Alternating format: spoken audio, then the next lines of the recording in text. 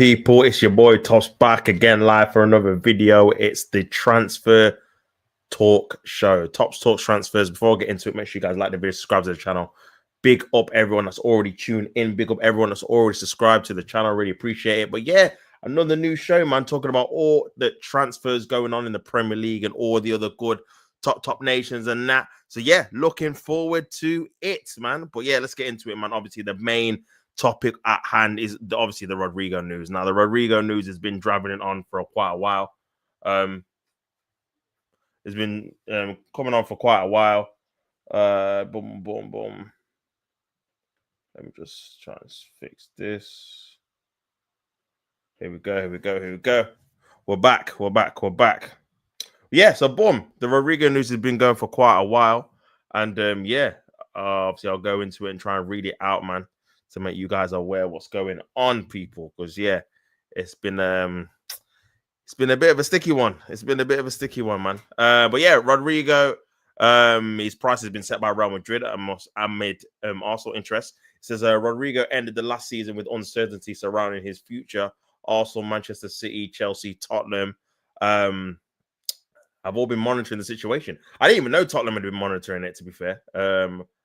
I know, obviously, I heard rumors about Man City and Chelsea, but I didn't even know Tottenham were about like that. But yeah, now it appears Real Madrid are also prepared to let the fall go. So yeah, there's been a lot of like rumors and speculation about whether Alonso wants him in his plans. Obviously, I think he started the first Club World Cup game, but then he didn't play at all in the second one, where they won 3-1. So yeah, obviously there's been rumors that his dad's not been happy with how it's been used. There's a lot of obviously reluctance of him going on the right hand side to accommodate the likes of Vinicius Jr. and obviously Mbappe, who like to go on that preferred side as well. Obviously everyone thinks that he's better on the left hand side, his family, friends, whatever. So yeah, man, bit of a conflict there for sure. Boom, boom, boom, boom, boom. What's going on, people? What's going on, my guy? Big up near side. Remember, it's Tottenham don't have that kind of pull. Yeah, this is what I'm saying, bro. Like the fact that Tottenham's even in the mix. I know they've got Champions League, but even so, bro, like there's no way they could pull off something like that. Not in a million years, man. Not in a million years. I'll be so shocked if they even got a sniff of this guy, because yeah, he's a top prospect for sure. But yeah, man, stick to signing on the 21s. I hear it, bro. I actually hear it, man. I fully hear it, my guy. But yeah, bro, big yourself up every single time. Make sure you like the video and all that good stuff. So yeah, bro. Back to what I was saying. Big up for being in the chat. Over the past week, Arsenal's name has come up the most frequently. The Athletic have confirmed the Gunners' interest, and sources close to the London club told the CR radio that this information is accurate. This seems like a real possibility. Despite RODRIGO currently being in the challenging emotional playing phase, Arsenal is considering signing him this year. While the deal is complicated, it is expected to happen more likely in August than July. Now, if we're going to do this deal, yeah, we need to make sure he definitely can come in it. Do you know what I'm saying? We need to make sure he definitely can come, for the simple fact that yeah, I can't be waiting until August and he's changing his mind saying, yeah, he's not on it, he don't want to come anymore, blah, blah, blah. And then we're left with no one, or left with another loan signing, or we will have to buy Madueke now. Like, that can't happen. Like, we need to make sure this guy is willing to come and he's not just giving us a run around so he can get a new contract at Real Madrid. Because obviously, going from Real Madrid to Arsenal, even though I'm an Arsenal fan, it is a step down. It is, like, because Real Madrid are Real Madrid, you get it. So, yeah, it is a step down, man, for sure. But yeah, man, big yourself up. And this side, Leroy Sané turned down Spurs for Turkey. Yeah, but this is what I'm saying, man. This is what I'm saying. Because, bro, the thing is as well, like, at least you can say for Turkey, obviously they win their league regularly. He's going to get paid more money there, and they're in the Champions League as well. So anything that Spurs can offer, they can offer as well, if you get it. So it makes more sense for him to go there, to be honest with you, for sure, man. I'd be surprised if RODRIGO even knows who Spurs are. That's hilarious, man. Nah, I hear it. I don't think they played. I don't think he was playing for Real Madrid when they played each other in the Champions League last. So, yeah, he probably don't even know, bro. Also, Dan promoted to mod. I finally made it. Big yourself up. Now, I realized how I could do it without obviously typing your full name in it. There's an easier way to do it. I've literally just clocked like the last 2 days, man. So, yeah, big yourself up, bro. Big yourself up, man. It's over for you, Vidic. That's fully hilarious. I ain't seen Vidic in a while, bro. Hopefully he'll be back obviously later on. I'm doing obviously Arsenal and Chill later on at 5, so make sure you're back for that. So yeah, hopefully he's back in there for that, man. Rodrigo isn't leaving Real Madrid, not gonna lie, it's a Nico Williams situation. That's the feeling I'm getting, bro. That's the feeling I'm getting. Obviously, I'm just reading out what these guys are saying, but yeah, that's the feeling I'm getting as well, bro. I feel like he's not gonna leave, man. But yeah, I just can't see it personally, innit? I feel like if anything, he's either going to stay in Spain or stay at Real Madrid, innit? I mean, to be fair, there's no really else he could go in Spain. I can't see him at Barcelona. I don't think they sell to each other. So yeah, it's literally just staying at Real Madrid then, innit? Because for me, I don't see why he would leave if he knows he can play a decent part. I know he doesn't want to play in his obviously preferred position, but if he can play a decent part in the situation, obviously in Real Madrid, then he'll have a good opportunity to still win trophies there for sure, man. Especially with a new manager. If Real Madrid decides to put Rodrigo on the transfer market, Arsenal will push hard to secure his signature. The club views the Brazilian as a key reinforcement for Mikel Arteta's squad. Real is aware of Arsenal's interest, but the player himself is keen to explore other options, knowing that Guardiola's Manchester City has also been tracking for some time. Pardon me. So, and this is the thing, and I feel like a lot of Arsenal fans and fans in general, are thinking even if Rodrigo obviously wants to leave, everyone just thinks he's just going to come to Arsenal. But that's a great point. Like Manchester City are there, they've got the money. You know what I mean? Pep Guardiola is a proven winner. I can see him at Man City as well. If they get him as well, bro, Mamouche, Haaland, and Rodrigo would be crazy, man. But yeah, this is what I'm saying, bro. So there's going to be other teams obviously in the market for him as well if he becomes available. The price tag on Rodrigo will be steep. Real are asking for 90 million euros, or some that would enable the Spanish giants to enter the market for their top transfer target for Xabi Alonso, a defensive midfielder. Now, for number one, I don't think that's even steep, to be fair, considering what players have been going for in the last 10 years. Anthony, 90 mil. He's done more than Anthony did at the time, and he went for 90 million pounds, bro. So yeah, crazy. And then you looks like the likes of Maguire, 80 mil. Again, he only played for Leicester. This guy's at Real Madrid. So yeah, and he was a defender, and he went for 80 mil. This is what 2019, 2018 or whatever.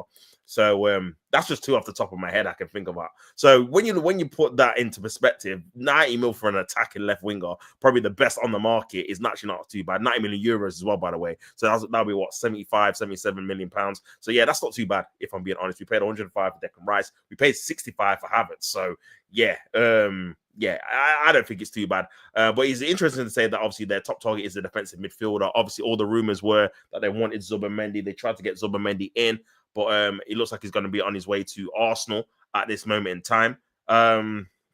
But yeah, man, big up near side says Rodrigo is the gal that is always telling you she wants to link, but then cancels last minute every time with hate bare excuses. I hear that, bro.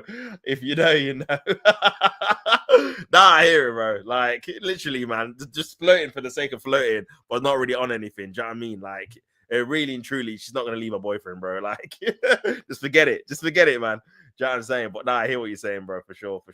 It's worth recalling that Rodrigo came through the ranks at Santos before moving to Real Madrid in 2019, at just 18 years of age, for a massive fee at the time, 45 million euros, man. So yeah, for an 18-year-old, that's what Real Madrid like to do, get those Brazilians quite early on in their career, 17, 18, for a big fee, and then sell them on or try and develop them. This season, the forward has featured 52 times, scoring 14 goals and provided 11 assists. So it's not amazing numbers. They're decent, to be fair, but it's not like he's getting 20, 25, 26. Do you know what I'm saying?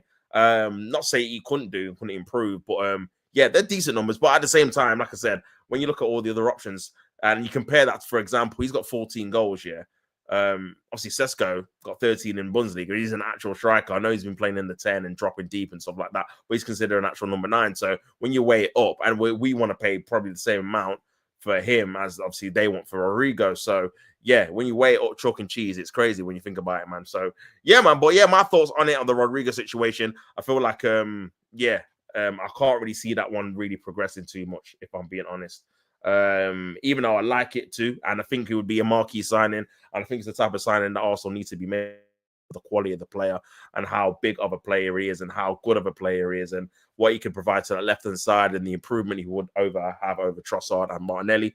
I don't know if Arsenal got the cojones to get that deal over the line, if I'm being honest, man. And you know what it is I don't like as well? Like, I feel like when you're buying from Real Madrid and obviously Barcelona and you're buying a decent player from them, you kind of need to look out for them buying someone major. So that's when you know, yeah, this guy's out the door. We've seen it when obviously Real Madrid bought Bale. We ended up getting Ozil. We've seen it when they bought Suarez, Barcelona. We ended up getting Sanchez. That's how they normally operate in it. Like they normally they normally buy a big player for a big amount of money. Then they sell someone else to obviously reimburse it. But Real Madrid have not really bought anyone big. Obviously, they got Trent on a free. Obviously, they bought Housen for 50 million, but again, he's a defender. I'm talking about if they bought like an attacker this season for an amount. Like if they were in for Nico Williams, you could see that happening, like him going to Real Madrid and then we getting obviously Rodrigo as a like replacement kind of thing. But because they're not really linked with anyone major, like in the attacking lineup, he could easily just stay because they need the depth. They're going to go for obviously 4 competitions again next year. I know he's not happy, but again, he's probably thinking if I stay for another year, I might be able to force my way back into the team. New manager as well. So, yeah, crazy, man. Crazy. We got Korean. They need to make a signing like Saka. Yeah, for sure. They do, bro. They do. And this is what my issue was with the whole transfer thing with obviously Madueke when I was saying earlier. Like, you can't be having the likes of Madueke as your marquee signing when Saka's better than him. Like, you need to have someone that's obviously near Saka or better than Saka that's coming in on the other side. Do you know what I mean? So you've got 2 of equal quality. When you have one that's miles better than the other one, you don't really improve the actual first team. You just maybe improve the squad a little bit, but we need to improve the first team for sure, man. Because if we don't, you're just going to be in the same situation where you're looking at the table and looking at the team thinking, wow, we're going to finish 2nd or 3rd or 4th again because we've not really improved it too much. So, yeah, that's what I'm looking at. Again, I know that I agree there's not a lot of quality on that left-hand side. You're looking at Lookman. You're looking at, obviously, Nico Williams is going to Barcelona, so he's out of the equation. Rodrigo, you don't know if he's going to leave Real Madrid as well, so he might be out of the equation. Then after that, man, Xavi Simons, but he's more of a 10. Yeah, there's not really a plethora of left wingers really that are like, yeah, we can get him. So when that happens, you're kind of limited to the few that you've been linked with. Anthony Gordon's a name that's been popping up, but I can't really see Newcastle selling him, man, especially getting to the Champions League. They just don't need to sell. And I don't think he's going to be the type of player to force a move. So yeah, man. How are you feeling about Partey leaving? No more Partey hard. We got Partey hard. If you know, you know. But yeah, you know what? With the Partey leaving, bro, like I just think it's bad news, really, just because it just seems like we're very, very ill prepared with his departure. In it, I seen a report from Guna Blog saying that despite obviously us needing to obviously replace him, we're not going to have the funds available to replace him as adequately as we need to. So basically, we're not going to go like for like. So Partey in his prime would have been a 60, 70 million pound midfielder in it. And that's something that we need to obviously replace long term. We're not going to be able to spend that apparently on his replacement, which means we're going to have to go through the younger, cheaper kind of alternative Lokonga type kind of thing where we've already been stung by that before. And this is when we were even obviously competing in a title race. This is when we brought him in to try and get top 4. So if you're going to bring someone on similar ilk, similar level, it's not really going to go down too well, in my opinion, in it, for the simple fact that, yeah, we need people to come in if there's injuries, can come straight in and deliver on the goods. Do you know what I mean? It's crazy when you think about it, man. But yeah, in terms of Partey leaving, I feel like we're very ill prepared. Like, I don't mind him leaving if this was the plan and you had a plan in place when you knew. Because the thing is as well, yeah, like everyone knew at the club. This is what annoys me about the preparation about it, because everyone knew that Partey and Jorginho were in their 30s. Both of their contracts were coming to an end. We were going to have to replace both of them at some stage of the next 1 or 2 years. So you're either better off either getting rid of one last year and replacing them last year and then replacing Partey this year, or getting rid of one this year and then keeping one and then replacing another one next year. Based off, obviously, the wages and stuff, it was going to be neon impossible, thinking about it now, to keep Partey, because you would have to give him a pay increase. And based off his, obviously, injury record and the fact he's getting older and obviously his legs are going, you're not going to warrant paying him 300 grand a week when someone his injury record is not certified. Like, I know he was injury free last year, but that's probably the first year out of like 5 where majority of the season he's not been injured. Even the season where we challenged for the league the first year, he missed obviously elements of the season. That's why Lokonga had to come in and play. So yeah, even that's not certified, man. So when you look at it by that, obviously logic, you've got to think, well, basically, if Partey is going to want a pay increase, we're going to have to try and get rid of him and sell him, or let him go on a free, but make sure we've got someone in place to come in. We've got Zubimendi in. Obviously, the talk was he was going to be the Jorginho replacement, but now it's looking like it's the Partey replacement. and then we're gonna have to try and get someone for Jorginho. But yeah, you need to replace both of those players, man, because when you look back at obviously the seasons, Jorginho played a pivotal role because he was just able to stay fit, especially before we bought Declan Rice. Partey was always injured all the time, so he slotted in. Especially obviously not last season, the season before, when it was him and Declan Rice in that pivot. Before then, again, we were having to rely on Congo, we were having to rely on other players. So yeah, it was a bit of a difficult one, man. But yeah, I think that with the Partey leaving, based off us not being able to replace him properly, I think it could be an issue, man. I can't lie. I think it could be an issue. Big up Colin in the building. Milan are in trouble. Bare trouble. I can't lie. Big stars going like Renders and Theo. Wouldn't surprise if me Liao. Yeah, left as well. And the academy has been shocking for years. Yeah, you are selling a lot of your like star key players in one window as well, man. That's a very good point, man. I know obviously the keeper's linked with Chelsea. Liao's obviously been linked with other players. That's another player that I wouldn't mind at Arsenal, to be fair. We just need to improve on that left-hand side. Someone that's got a bit of star quality about them in it. I know obviously there's reports that Liao was not great, obviously the season just gone, but I don't think many AC Milan players were. So when you look at that situation, you got to think, well, bro, if we can try and get him in and integrate him into the team, then at least he'll have a different threat. And that actually might make Saka a little bit better for the simple fact that people have to worry on the left-hand side now what we've got going on instead of just one-sided. And then it might even out a little bit more. Same with the striker as well. If you've got a killer striker, you know you can't give space to, then you have to be aware. Otherwise, they're going to get through and score. So then it's a bit more even. That's why front threes, when they're all even, they're one of the most dangerous. Like with Suarez, Messi, and Neymar, you don't know who to mark. Because, like, bro, if you just let Messi go, you know what he's doing. If you just think, okay, it's just concentrate on Messi, but then you got Neymar on the left or Suarez, bro, it was just too much. You know what I'm saying? So, yeah, man, it's crazy, bro. It's crazy. Big up, Chris, man. Big up. Hope you're good, brother. Hope you're well. I hope you're good, my guy. Rodrigo won't leave Real Madrid, in my opinion. Yeah, I think the same, bro. I think the same. I don't think he's going to leave personally, but I just hope we don't get led down the garden path in terms of everyone's getting their hopes up and we're waiting till August. Because and this is what I mean, it is frustrating. It is. Like, I don't want to be obviously negative or whatever, but it is a bit frustrating when comes to Arsenal and transfers, we always have to wait for something. Like, now we've got to wait till July, till there's a Zubimendi thing. Cool. Now we've got to wait till August for the Rodrigo. It's just dragging on and on until the end of, like, we just want this window where we just get all our players in for the start of the season and we can just relax and just go from there. Instead of worrying after the third game, we still need to get striker in, we still need to get left winger in, or we still need a defender. So yeah, it's just a bit frustrating. We have to wait. So yeah, for me, I think as a club, also have to give him a deadline and say, look, if you're not willing to give us, I don't know, till start of or end of July or whatever, if you're definitely willing to come to us, then we're gonna have to move on to other targets, because we can't wait till middle of August, end of August, and you're still umming and ahhing, and then you decide to stay.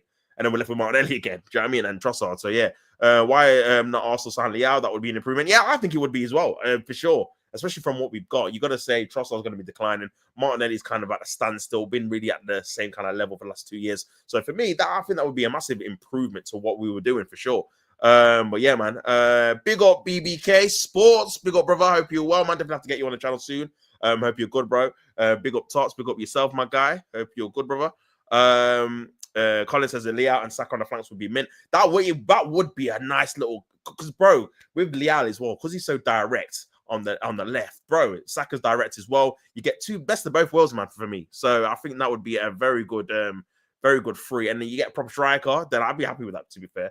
I don't rate Liao personally. You could get way better. Who would you say is better than him, Chris? I know obviously you're gonna say Rodrigo, but who else would you say? What, Lookman, with like Kudus? Like, who would you say? Because to be honest with you, I'm not saying I've watched like loads of him, because again, I've watched him internationally and again for AC Milan and Champions League and stuff. But Colin, you're better off asking Colin about the quality of the player, because obviously he's an AC Milan fan. But for me, when I see him, he's so direct and he always causes problems. Maybe the end product maybe lacks sometimes, but I just feel like it brings like a little bit more of an excitement element to the team rather than a Trossard, for example, is pretty basic, very technically tidy, but not really got that pace or that blistering kind of strength to get past players.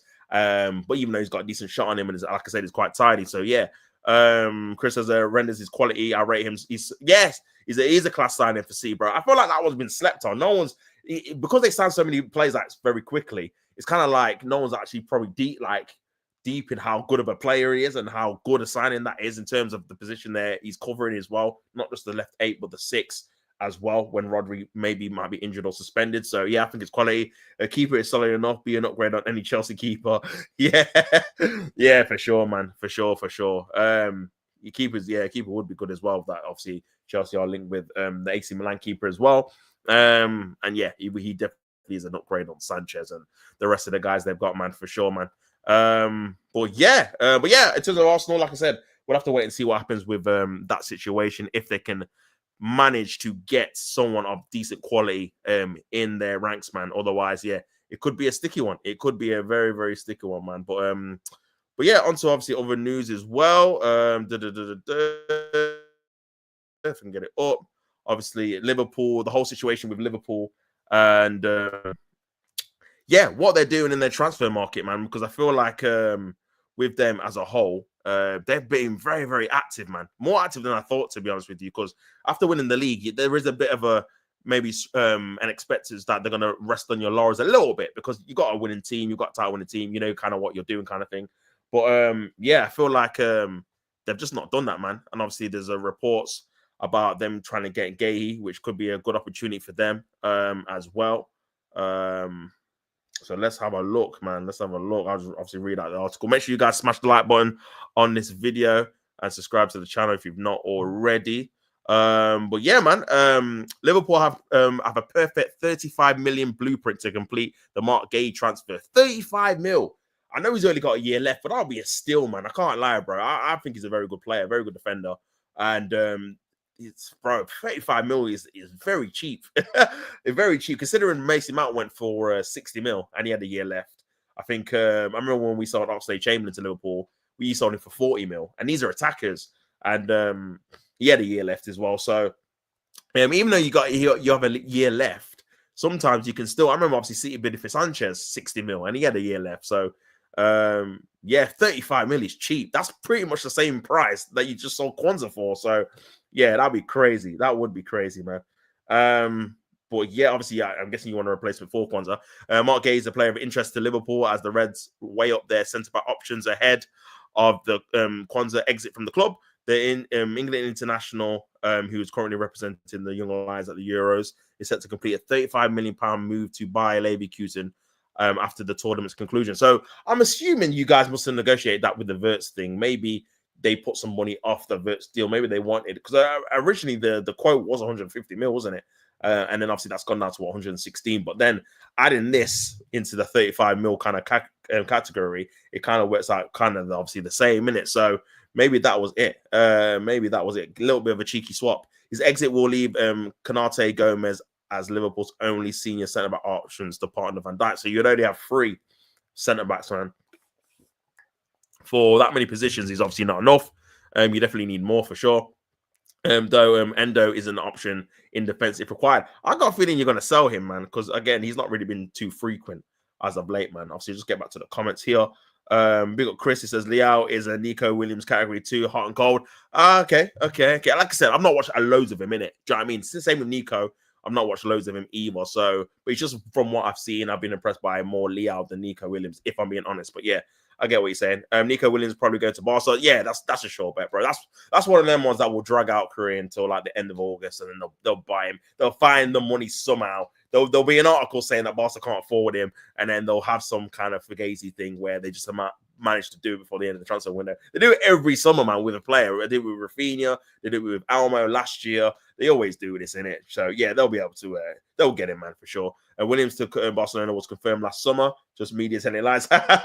Yeah. I'm taking Guehi in a heartbeat. Huge upgrade on Kwanzaa.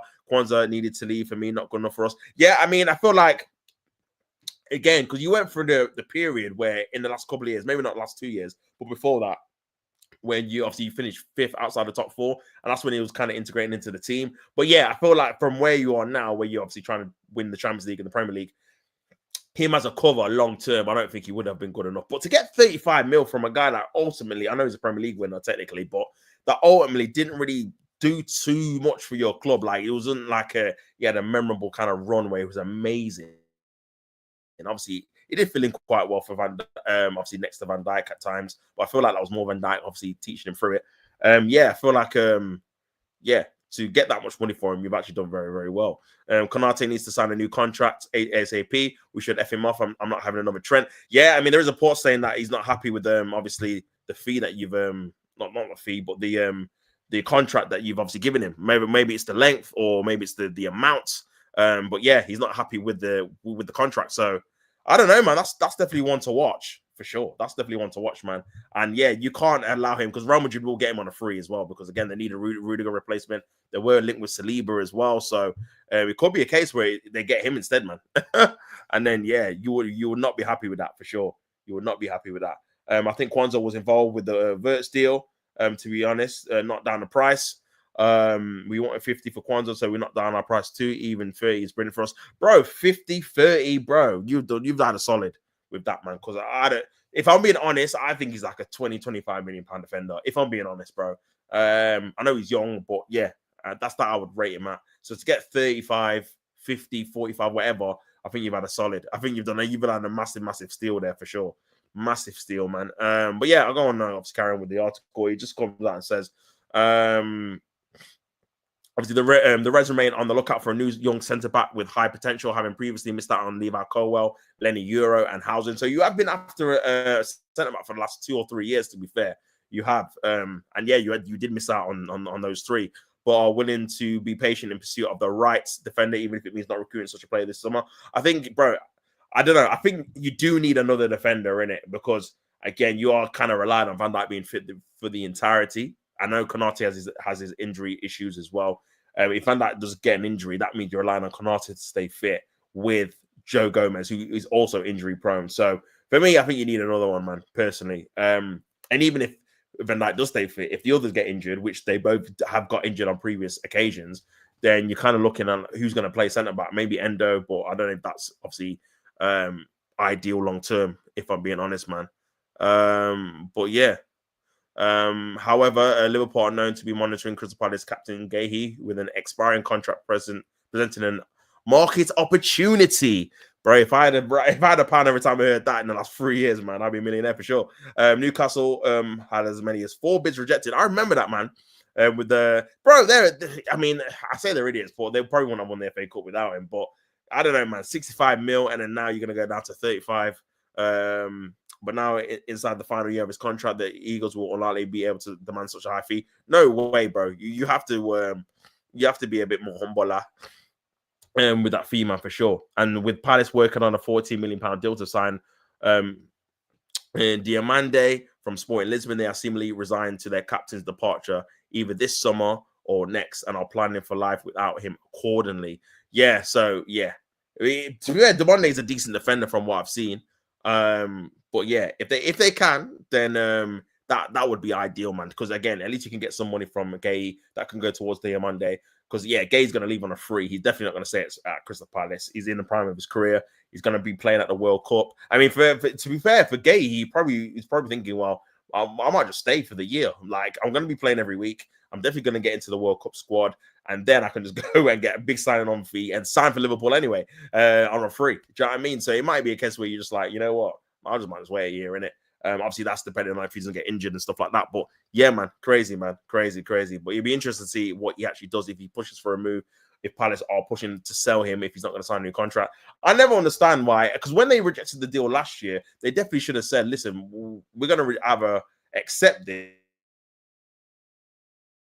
or you have to sign a new contract. There's no way you can get into your final year and you're expecting this guy to sign, because obviously the ball's in his court. It'd be silly to sign after, with 1 year left, you'd be silly to sign, bro. I know obviously Salah signed and Van Dijk signed, and that was a little bit different because they're more like legacy players that have been there, done there. They want that final big contract. So I think they're more willing to wait. But when you're in your prime and you could potentially go to a bigger club, you've got to tie them down as soon as possible, man. And do you know what I mean? And make sure you get as much money as you can to reimburse into the team. Otherwise, you just get this kind of situation where in reality, they should be getting 60, 70, 80 mil for him because he's better than Maguire, bro. And Maguire went for 80 mil like 5 years ago. So yeah, man. Do you know what I mean? It's crazy. It's crazy the opportunities that arise depending on contract situations for sure. Obviously, the Echo has been informed that Guehi would jump at the opportunity to move to Anfield if the opportunity arose, while it has also been suggesting in the national media that the international will be willing to see out his Selhurst Park and then depart as a free agent next summer, which is literally what I just said before I even read that. So yeah, this is what I mean, bro. This is what happens, man. These guys just want to, if they can get that free kind of leaving the club on a free, get that signing on bonus. Why wouldn't you do it? And he's only 24. It feels like he's older than that, to be fair, like 26, 27, but he's still pretty relatively young as well. Likewise, Liverpool are keeping close tabs on his current situation at Palace as they assess whether to do a cut price deal. Could be possible this summer, or whether to revisit the interest in a year's time. Bro, just do it on a Bosman, bro. At the time when Van Dijk will be midway through his 2-year extension, and Konate could have departed at the end of his own current contract. For sure, man. So it could be a bit of a shuffling. I mean, it depends, man, because Liverpool could think, well, we're better off getting Guehi now than if Konate leaves, at least we've got a ready-made replacement straight there, ready. Do you know what I mean? Or you could wait and hopefully Konate signs a new contract and then you could get Guehi on a free. Then you got more sensible options. So I think it just depends how they weigh it up for sure. Let me just get back to the comments real quick. Big up everyone tuning in. Make sure you guys smash the likes on this. Where were we? Big up A says James Trafford 40 mil moved to Newcastle. Elanga 60 mil. Joe Padre 70 mil. Yeah, I mean, I've seen the Trafford one. I'm not sure about the other ones, though. But yeah, I've seen the Trafford one. Bro, if Newcastle can get a decent keeper, I mean, Nick Pope's okay. But I feel like Trafford's more like a modern-day keeper who can play out front and back, and he makes good saves and stuff. So, yeah, I can see him going there, to be fair. Van Dijk, Konate, Guehi, Gomez, great depth. Yeah, that would be very good depth, man. See, that four there, you can rotate as well. He says, hi, Chris, how are you? Newcastle should sign Pot G Song from Newcastle, Kolo Moani for Newcastle, and 50 move. The Monday is a perfect identical Guehi replacement. Yeah, that's someone that you want, bro. Again, and for the money as well. Champions League proven as well, playing in the Champions League, play for Sporting, won the league with them as well. So he's versatile as well. I think he can play right back position, centre back. So I know Arsenal have been like lightly linked with him to be like the cover for obviously Saliba, but I don't know if we paid the 35 mil for him. I think we want Hato because he can play in fullback as well as centre back. So yeah, we can rotate with Konate and Guehi. Yeah, that they could be the two. Palace can't play games like last season, so they'll have to accept defeat or let him leave for nothing. And this is what I mean, bro. Especially with the Europa League they're in as well, because you got to look at and say, well, listen, they did fantastic to win the FA Cup, but they've not got a Europa League side. Not overall anyway, not to compete in the Premier League and Europa League anyway. You know, we've seen Brighton struggle in the past when they've got their Burnley, Wigan, like all these kind of teams are not normally in Europe. They do struggle to maintain both the Premier League status and obviously the Europa League, because again, the squads are so thin. Thursday, Sunday for Europa League, 8 games now. So eight weekends you're going to be playing Sunday for sure. So yeah, it is a bit different, man. It is a bit different. Chris says there's more on João Pedro deal to Newcastle. It seems like, in my opinion, maybe Newcastle are preparing for Isak exit this summer or next. Yeah, I think, because I don't think he's not going to be a lifer. He's never going to leave Newcastle. It's just when, in it. And I think for him, he's probably weighing up. Do I leave when I'm in my prime, when obviously the interest is hot? Because again, it's funny. Football's such fast moving. Like a player that's hot this summer, next summer, no one would want him. Like, bro, people forget, Evan Ferguson, about 2 summers ago, was like the hot property. People saying he's the next Alan Shearer. Brighton were quoted they wanted 100 mil. And after a couple of loan moves, like, no one even talks about him now. Do you know what I'm saying? No one even talks about him now, man. For sure, bro. Like, it's crazy. It's crazy, man. But yeah, big up, obviously, a Vigilant as well. I need to make you a mod, bro. 1 sec. He says, big up if you're staying live, views can raid. Yeah, I'm definitely staying live for a bit more, bro.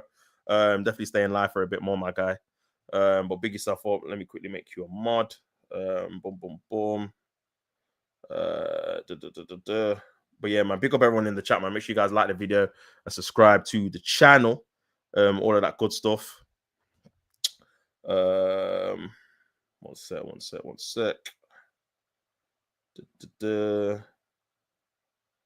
There we go. Made you a mod, man. Big up yourself. Vigilante, man. Big yourself up every time.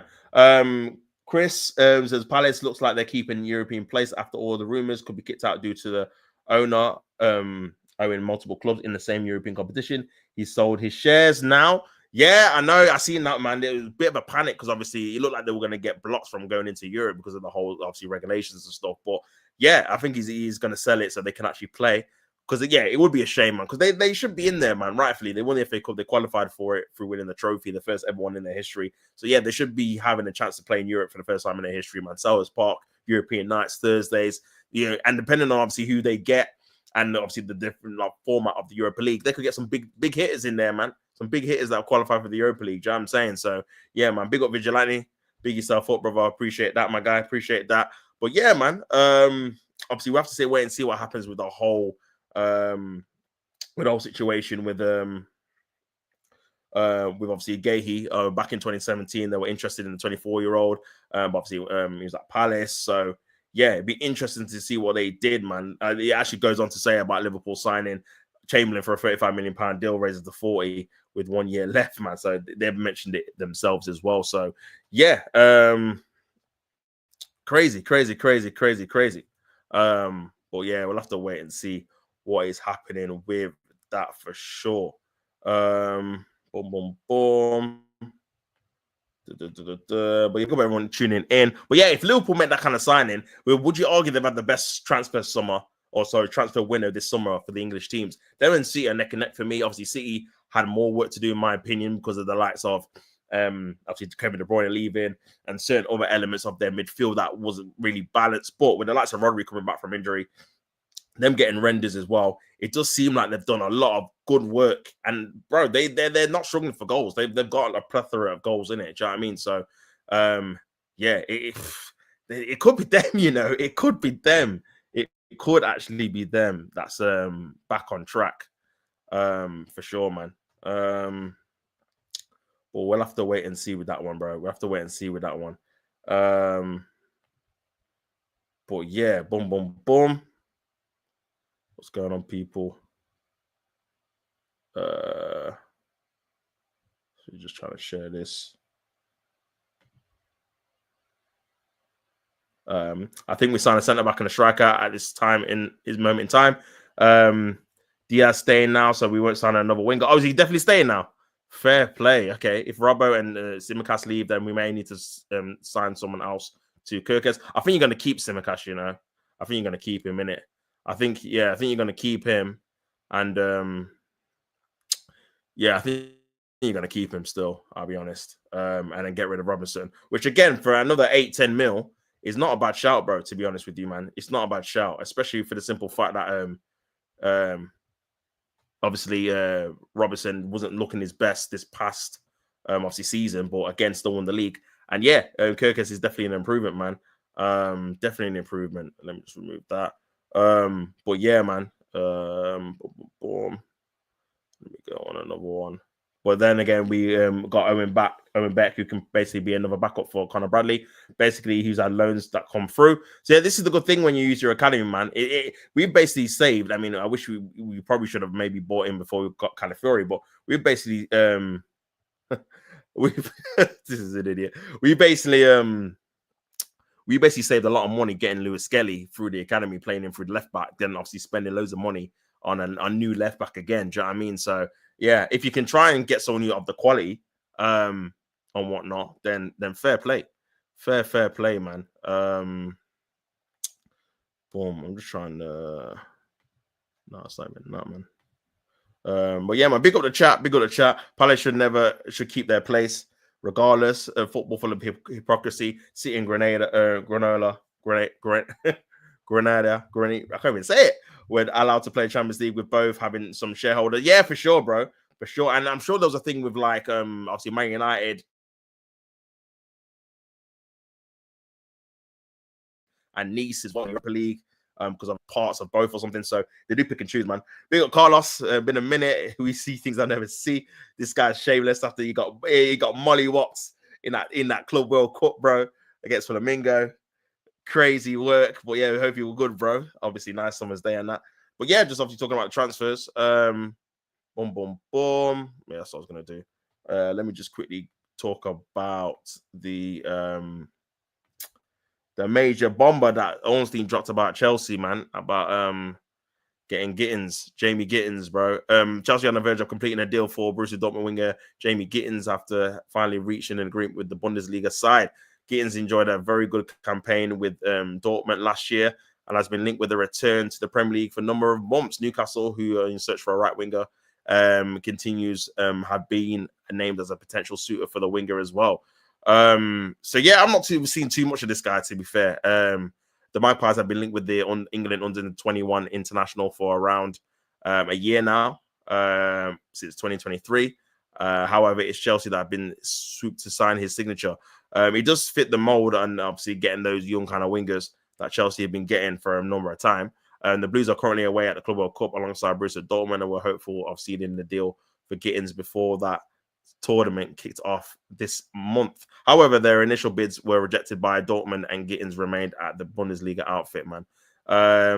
So yeah, I don't know if you guys have seen him or if you rate him. I'm not know too much about this guy. I know he's obviously a young winger, 20-year-old.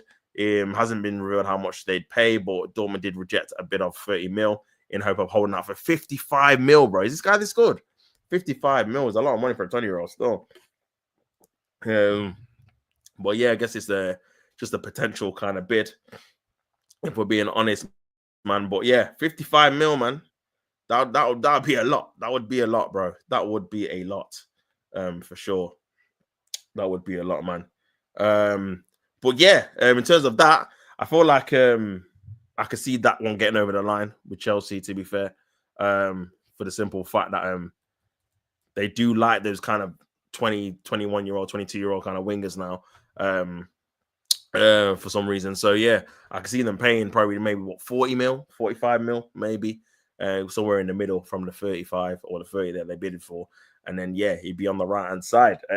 Interested to see where obviously Pedro Neto, if he would go to the left then, or if they'd get another left winger as well. All up in the air, man. Obviously as well, with Jackson getting sent off too, rumors that he might be leaving the club. I've seen his red card.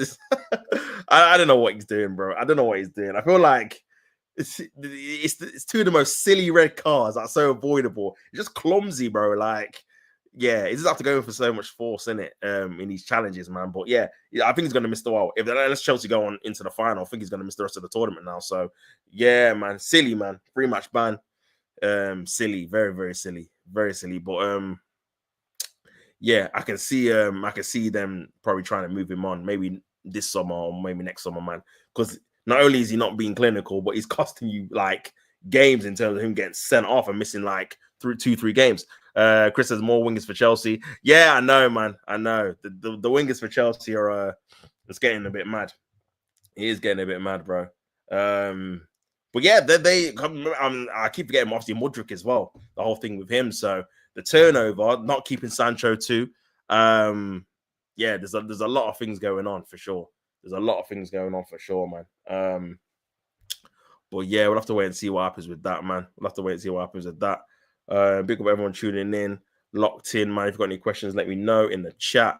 But yeah, I was having a look at this Gunner blog page that came through, because I know they said a few things about obviously potentially Kepa signing his contract this week. Apparently he's going to have a medical this week, and it's all going to be announced next week. It's the start of July on Tuesday. Next Tuesday, this time next week actually, will be July the 1st. So yeah, £5 million, obviously backup keeper. That should be obviously announced. So yeah, man. But actually, what I can do, man, is just quickly go through the Arsenal news, man, quickly before I head off.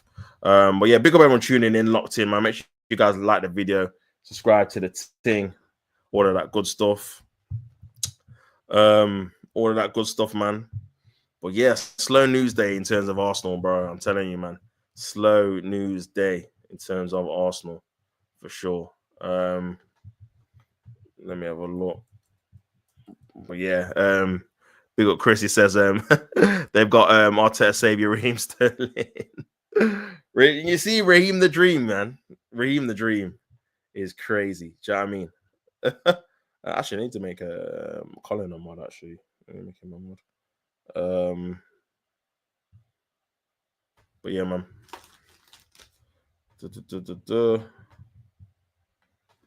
TV stuff. That's my slime, man. But yeah, man. Yeah, Sterling. No, I mean, what I wonder where Sterling's gonna go. It's got to be Saudi, surely. Like, I've not seen any kind of club link with him. Maybe it's like a Crystal Palace thing or something where he goes there. But yeah, man. Let me just go through this quickly. Boom, boom, boom. Let me switch to this tab instead. So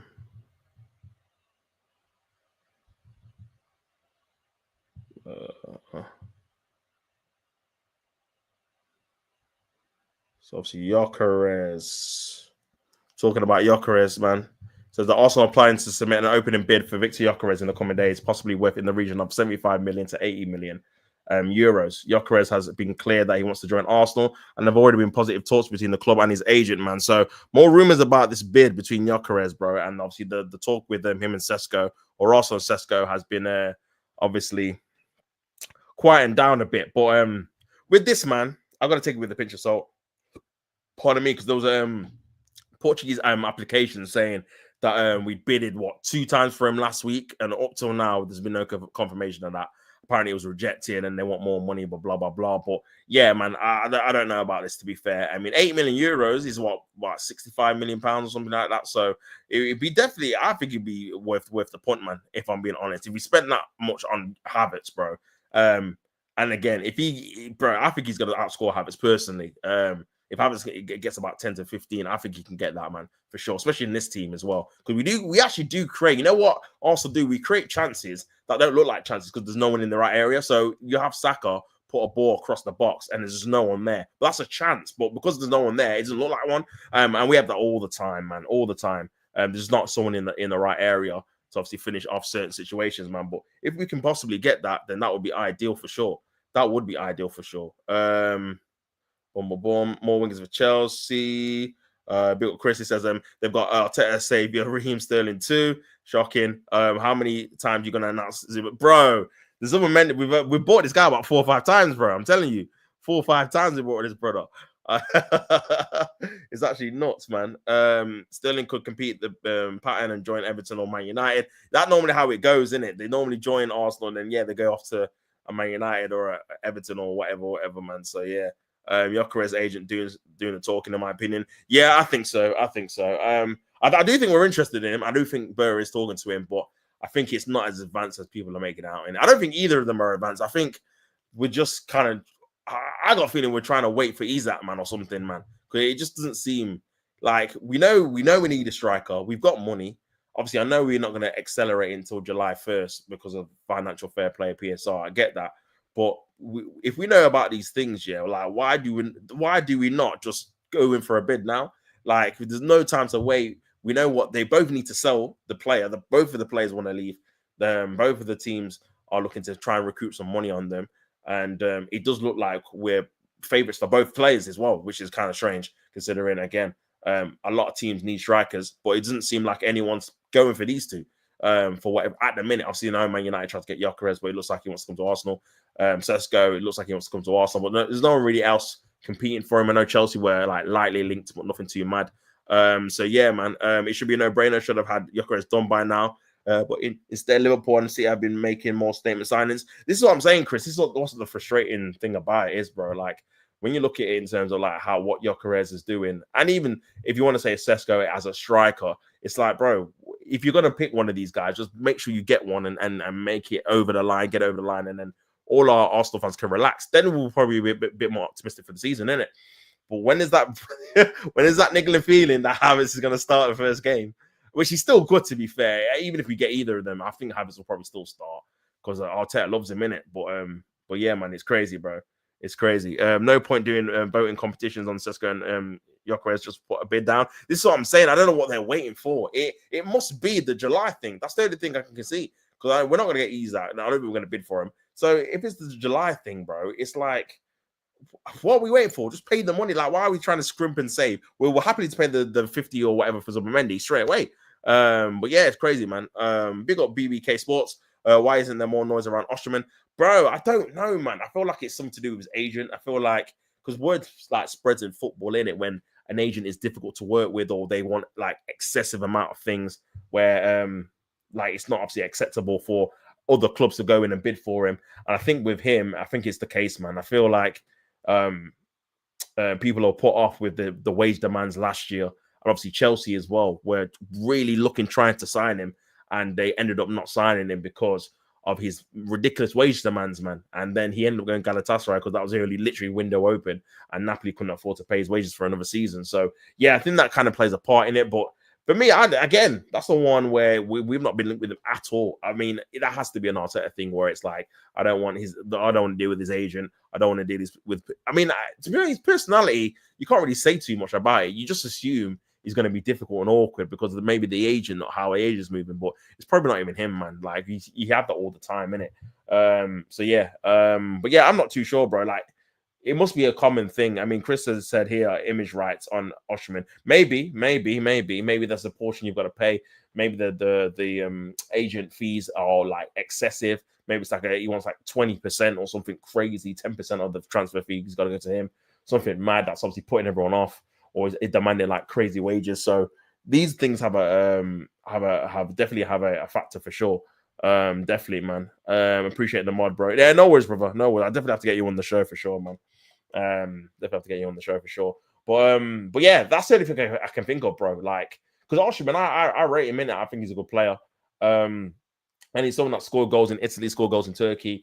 You can only score the goals that you obviously the league you play in it. So based off that, you can't really do too much. But for me, I just think it's a thing where like you've just got to be concentrating on what you want to do in terms of a striker, man, and just don't look at the statistics in terms of where they play in the league, because again, unless you get into the Premier League, you're always going to have that question of can they do it in the Prem unless they already play in the Prem. And it's ironic because the person that's we're linked with that's studying the Prem, no one really wants, and that's Ollie Watkins. But he scored 15 Premier League goals. He scored 19 Premier League goals I think the season before that. So he consistently gets you 15 to 18, 19. But no one really wants him because he's 31 and he's not as clinical as he could be, and stuff like that. But I think in a better team, and we are a better team than Villa, like I think he could score more for sure. If we sign a striker, I want someone proven. Ekiti as another Sesko, massive concerns. Maybe Slot can make him into a good striker. That's very positive. I think the one thing that you've got, which we haven't, and this is the thing where I think I'll be a bit more open to signing Sesko. You've got a Salah in it, so you've got a certified guy that's going to get you 20 regardless of who else you get. He's going to get you it, so you can afford to get a striker that might not get you that many goals, but his playing style suits the way Salah plays or Diaz plays or your other players or Wirtz plays or whatever. So I think you're in more of a good position to get a striker that's not that clinical, but he can slot into your team. Whereas we need someone clinical in that front three. Now, Saka obviously was growing into that thing where he got 20 goals, not last season, season before, 16 Premier League goals. So he was improving his goal tally. But again, coming off the hamstring injury, coming off the fact that we potentially might not be at his best for this coming season, you don't know how he's going to react in terms of the long process of it. Will determine how long he's going to be out injured for. You know what I mean? So yeah, it's crazy, man. But yeah, I think for you, Isaac and Ekatia, only ones we admire apparently. Yeah, so you like that profile, that kind of tall, kind of like dribbling. Because I think they're quite similar in terms of like playing style. I think they were saying, but it does seem like you like both of those kind of playing styles together. But yeah, man. Yeah, I think like you were saying, bro. When you look at both of them together, I think they could slot in. Because the one thing you could probably argue as well is that, again, you don't want someone that's going to come in and potentially take goals away from Salah. Because that could be a case as well, especially a striker as well. Because there's certain situations where Salah's running through where maybe a striker would be running through, but because of who your forward is, they drop deep. Maybe it's a Diaz, maybe it's someone that's not prolific and make room for Salah. So that's always the conflict you're going to have in it about the balance of the team. So yeah, you know what? Listen, like I said, if Salah still does his thing, then I think you'll be fine for sure, man. Slot in the pardon, slot in, pardon the pun. Yeah, they're legit. Yeah, definitely could slot in, man, for sure, man. But now, man, because you forget you've got Gakpo, you've got obviously you're keeping Diaz, you said so. You've got players there, man. You've got players there. It's going to be very hard to stop you, man, especially because you've won the league. You know what it takes now. And obviously so does the manager. So yeah, it's going to be difficult. This is why I think there's a lot of panicking within the Arsenal fan base, because it's like if City and Liverpool are back to their best, we've seen them both get 92, 97, 98 points, bro. head to head. Do you know what I mean? If that happens again, we're not getting that, bro. We're not getting nowhere near that, man. Do you know what I mean? So we're going to be left behind. This is the issue. This is why we had to win it last year. That was a year. As soon as City dropped off, whatever year that was going to be, we had to win it. We had to, and we did it, man. So it's not looking good. Slot develops a striker, Santiago Gazimez at Feyenoord. To be fair, yeah, he was very tired. We were linked with him, I think, a couple of seasons ago or last season, briefly, lightly. I remember seeing his name pop up as well, man. But yeah, I think it definitely is a case, man. Definitely is a case for that for sure.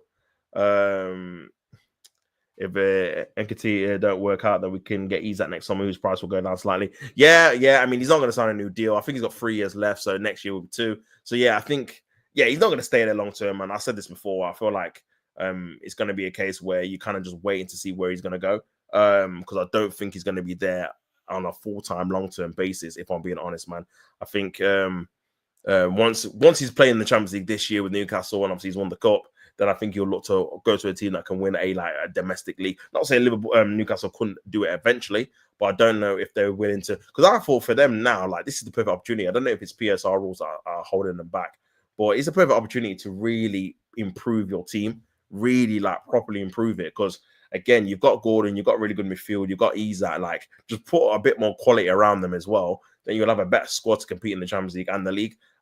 Whereas if they just kind of rest on their laurels, players might regress a little bit or not be as obviously motivated to do as well. And then you kind of stuck with the same squad players that are not really going to get you closer to where you want to get, which is top of the table. I would go to Newcastle over 100 plus Jota. Wow, that is a lot of money. I mean, that's not bad. I mean, if Jota weren't so injury prone, you probably would take it, innit? But I don't know, man. I just don't. Jota's a good player as well, but I just don't trust him with his injuries. I got to think about injury players. I feel like obviously you can give them chances to redeem themselves, but sometimes, man, you've just got to let them go and then try and get them their own kind of fitness on their own, innit? And rehabilitate their own kind of way, because when you kind of just keep a player and they're there for ages and then you're not seeing them for literally seasons, like Tomiyasu, we're literally not going to see him until 2026. He last played in 2024. That is mental, bro. So he's gonna be 2 years. Jesus is gonna be something similar. He started obviously 2025. He's probably not gonna play till 2026 now. So yeah, man, mental. Bert has therefore been working on Sesko and Gyökeres simultaneously and trying to keep all parties sweet. Spinning plates is not an easy task. However, there is there's clearly a certain amount of risk involved in the strategy. A well-connected source in Germany confidently told Telegraph last month that Sesko was absolutely the perfect candidate. But the same source vowed back a few weeks ago by saying the situation has become, from his perspective, a mess. It is entirely possible, of course, that Arsenal pursuing both deals are masking the truth about their preferred target only because they want to strengthen their negotiation position for the striker they really want. They would be stronger position to sign Sesko at a lower price, for example, if Leipzig firmly believe that deal was also on the table for Gyökeres. I see what he's saying. So, I mean, it's a different strategy, but it best work. It best work, man, for sure, man. It best work for sure. Big up views, man. Big up views, my brother. Big up views for the raid. I very much appreciate that, brother. Hope you're well. Hope you're good. And big up views for that raid, man. Really appreciate that, my guy. Views raid. Big up Vigilante. Big up Chris. Jota won't have a sell-on value because of the injuries. He'd be so cheap. Diaz has a sell-on. We're just waiting on someone overpaying for Diaz, which no one is doing. I hear that, bro. I hear that. Man said, big up. Big up Colin is a fraud. Big up yourself. Big up everyone in the building, man. Big up everyone in the building. Appreciate you on the building. Big up views as well for the raid. Really appreciate that. Big up Tops. Appreciate the mod 100%. Vigilante. Big up Gavin, my guy. Views raid. Appreciate that, my guy. This is a raid. Big up boy 10DIO. Appreciate you, brother. Trusting the process raid. Big up my guy. Appreciate that, my guy. Big up my brother, man. Views. Go subscribe to Views, man. Doing big things over on his channel as well. Views on sport. Go subscribe to him. Gotta get him on the channel again. So yeah, big him up, man, for the raid. Appreciate that, man. Always helping the community. Views raid. Big up the community. Big up E Ross. Appreciate you, brother. Make sure you guys subscribe to the channel. Going to be doing daily shows now, man. Weekly shows, daily shows, man, every morning. And yeah, man. every afternoon as well, talking about transfers, Arsenal's, other clubs as well, man. So big up everyone tuning in. Appreciate that, man. Views Ray, big up AJ, my bro. It's bumped up like 5. Now, big up, bro. Big up every single time.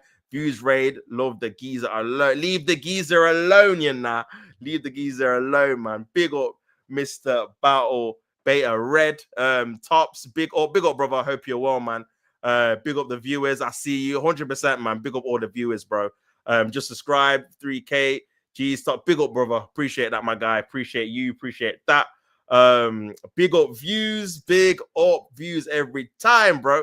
Big up Tops every time. Big up AJ, my guy. Hope you're well. The opening bid only happening now for Gyökeres. Yeah, I just went through that, bro. I have to go through that again for you new guys in the chat. But yeah, man, I was just thinking I'm a bit skeptical about the actual article in it, because again, we heard that the bid was going in from last week, and up till now, we didn't really hear any kind of confirmation, man. Congrats on the 3K, my G. 100%, man. Appreciate that views, bro. You'll be soon there, of course. Obviously, big up yourself for your subscribers as well, man. On the road to 2K. Make sure you guys subscribe to views if you're not already on the route to 2K, man. Big up my brother. E. Ross. Oh, man, trusting the process. Raid is out of pocket. 100%, bro. 100%. Arteta's army is out of pocket as well, bro. It's crazy wet, nasty wet, man. Tops, huge congrats on the 3K, brother subs. 100%, man. Appreciate you, AJ, man. Appreciate your hard work as well. Well, we keep moving, man. Yeah, big up Vigilante, putting the link in the description, man. Make sure you guys subscribe to Views on Sport, bro. Big up Vigilante for the link in the description, man. Man said, nah, man. Laughing emojis, man. W's in the chat. Laughing emojis in the chat for sure. I don't care if it's taking forever. Bro, it's crazy, man. I just want Gyökeres in the door. Do you know what I mean? Like, but for me, we need to get this guy over the line, bro, because again, we're not going to be serious until we get a proper number 9 that can score goals and deliver on the highest stage. You get me? So for me, bro, we need to get Gyökeres as soon as possible. You get it? So yeah, man. Big up views as always, my brother. Big up every time, bro. Vigilante, the legend. Of course, man. Vigilante has been a legend, bro. I did a stream with him, obviously. I think it was last week. And yeah, he top fella, man. Top fella. At Tops, looking at live at 3K. Congratulations, bro. Appreciate that, my bro. Appreciate all the love in the chat, man. Big up the viewers, bro. Keeping it real, man. Keeping the love. I appreciate it, man, for sure. Come on, man. Big up E. Ross for sure. Big him up every single time. Views on Sport, bro. You keep letting your voice be heard. For sure, man. Listen, Views is doing his thing, man. Always got love for that guy, man. Views, big up himself every single time. And yeah, man, he's speaking the facts. He's speaking the truth. He's been saying Montgomery, the tag is getting removed from him till further notice, till he can get Gyökeres over the line. Then we can cope, man, for sure. Facts, get Gyökeres to the down carpet. This is what I'm saying, bro. If we can't get that over the line, then what is the point? Do you know what I'm saying? Like, bro, we've not won the league because we've not got a proper number 9 striker. That's not going to change if we get someone like Sesko, in my opinion, because we're going to need someone that can really score goals in those crucial games. Not even in the big games, in the smaller games, man. In the Evertons, in the Newcastles, the Fulhams, the West Hams at home that we never beat under obviously Arteta. Bro, we need to make sure we get over the line, get those extra points so we can get top of the table. Because like I said, if Man City and Liverpool are at their best, these men are getting 90 points. And we know what it's like when they go bar for bar, ban for ban. It's 92, 93, 98, 97. Do you know what I mean? So that's something that we can't afford to happen. Do you know what I mean? So yeah, man. Man said cope harder. Big man, he ain't joining. Obviously, that's a Man United fan. Colin is a fraud. So yeah, it's crazy. Afternoon Tops, we back in for Gyökeres. I heard we were looking at sensible transfers. Listen, bro, we can always pray and hope that we get over the line. That's my preferred target.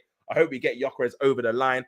But at the minute, it's not looking like it's a sure thing. Do you know what I mean? It's Gyökeres or Sesko. But bro, if we're serious, we'll get Gyökeres and RODRIGO, bro. And that'll be a statement where you're like, you know what? I'm looking at my front three, liking it. Saka, Gyökeres, RODRIGO, bro. There's all threats from all three. At the minute, you're looking at Saka, and it's just hoping. It's just hoping he can pull something out the bag. Because then you ain't got faith in habits. Martinelli and Trossard are both obviously not reliable in terms of how they conduct themselves on the pitch. They're both inconsistent. So yeah, man, it just needs a massive upgrade. I need to see a fresh front three. Like I said, at Old Trafford, at OT, I need to see a fresh front line, people.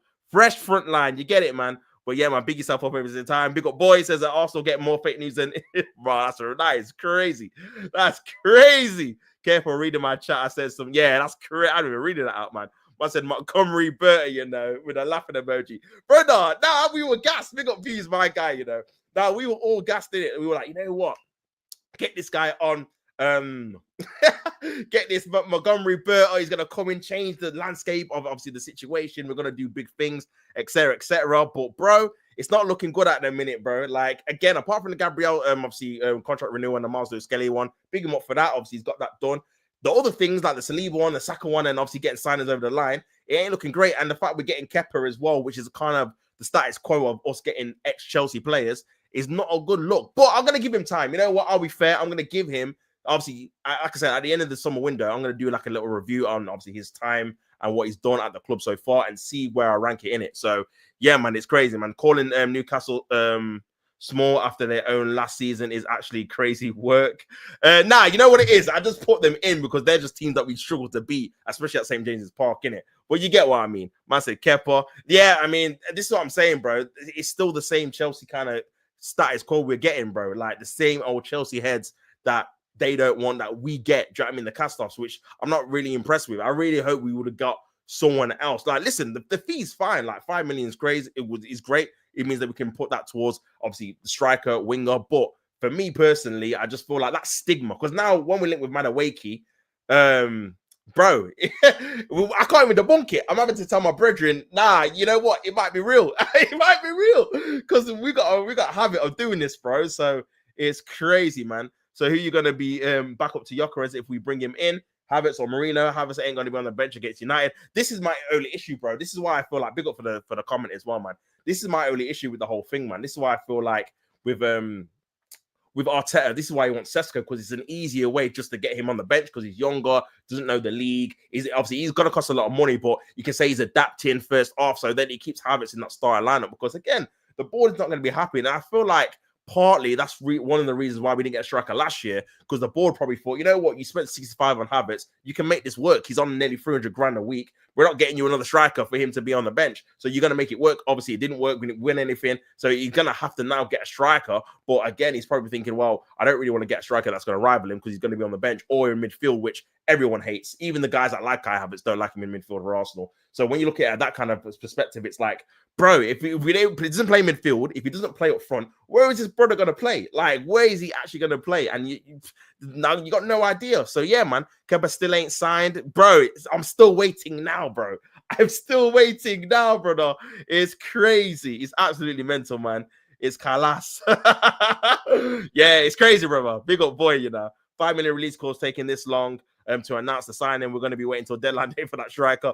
Bro, I'm getting PTSD from last year, bro, when I'm panicking. I'm actually trying to convince myself Sterling's a good signing because we were not going to get anyone. That's the thing. We weren't going to get anyone in. And it's like we've been chasing Nico Williams all that time in the summer, complaining about his transfer release clause, thinking it's going to go down, but he just never did. Do you know what I mean? Thinking he wants to leave Spain, which he never would.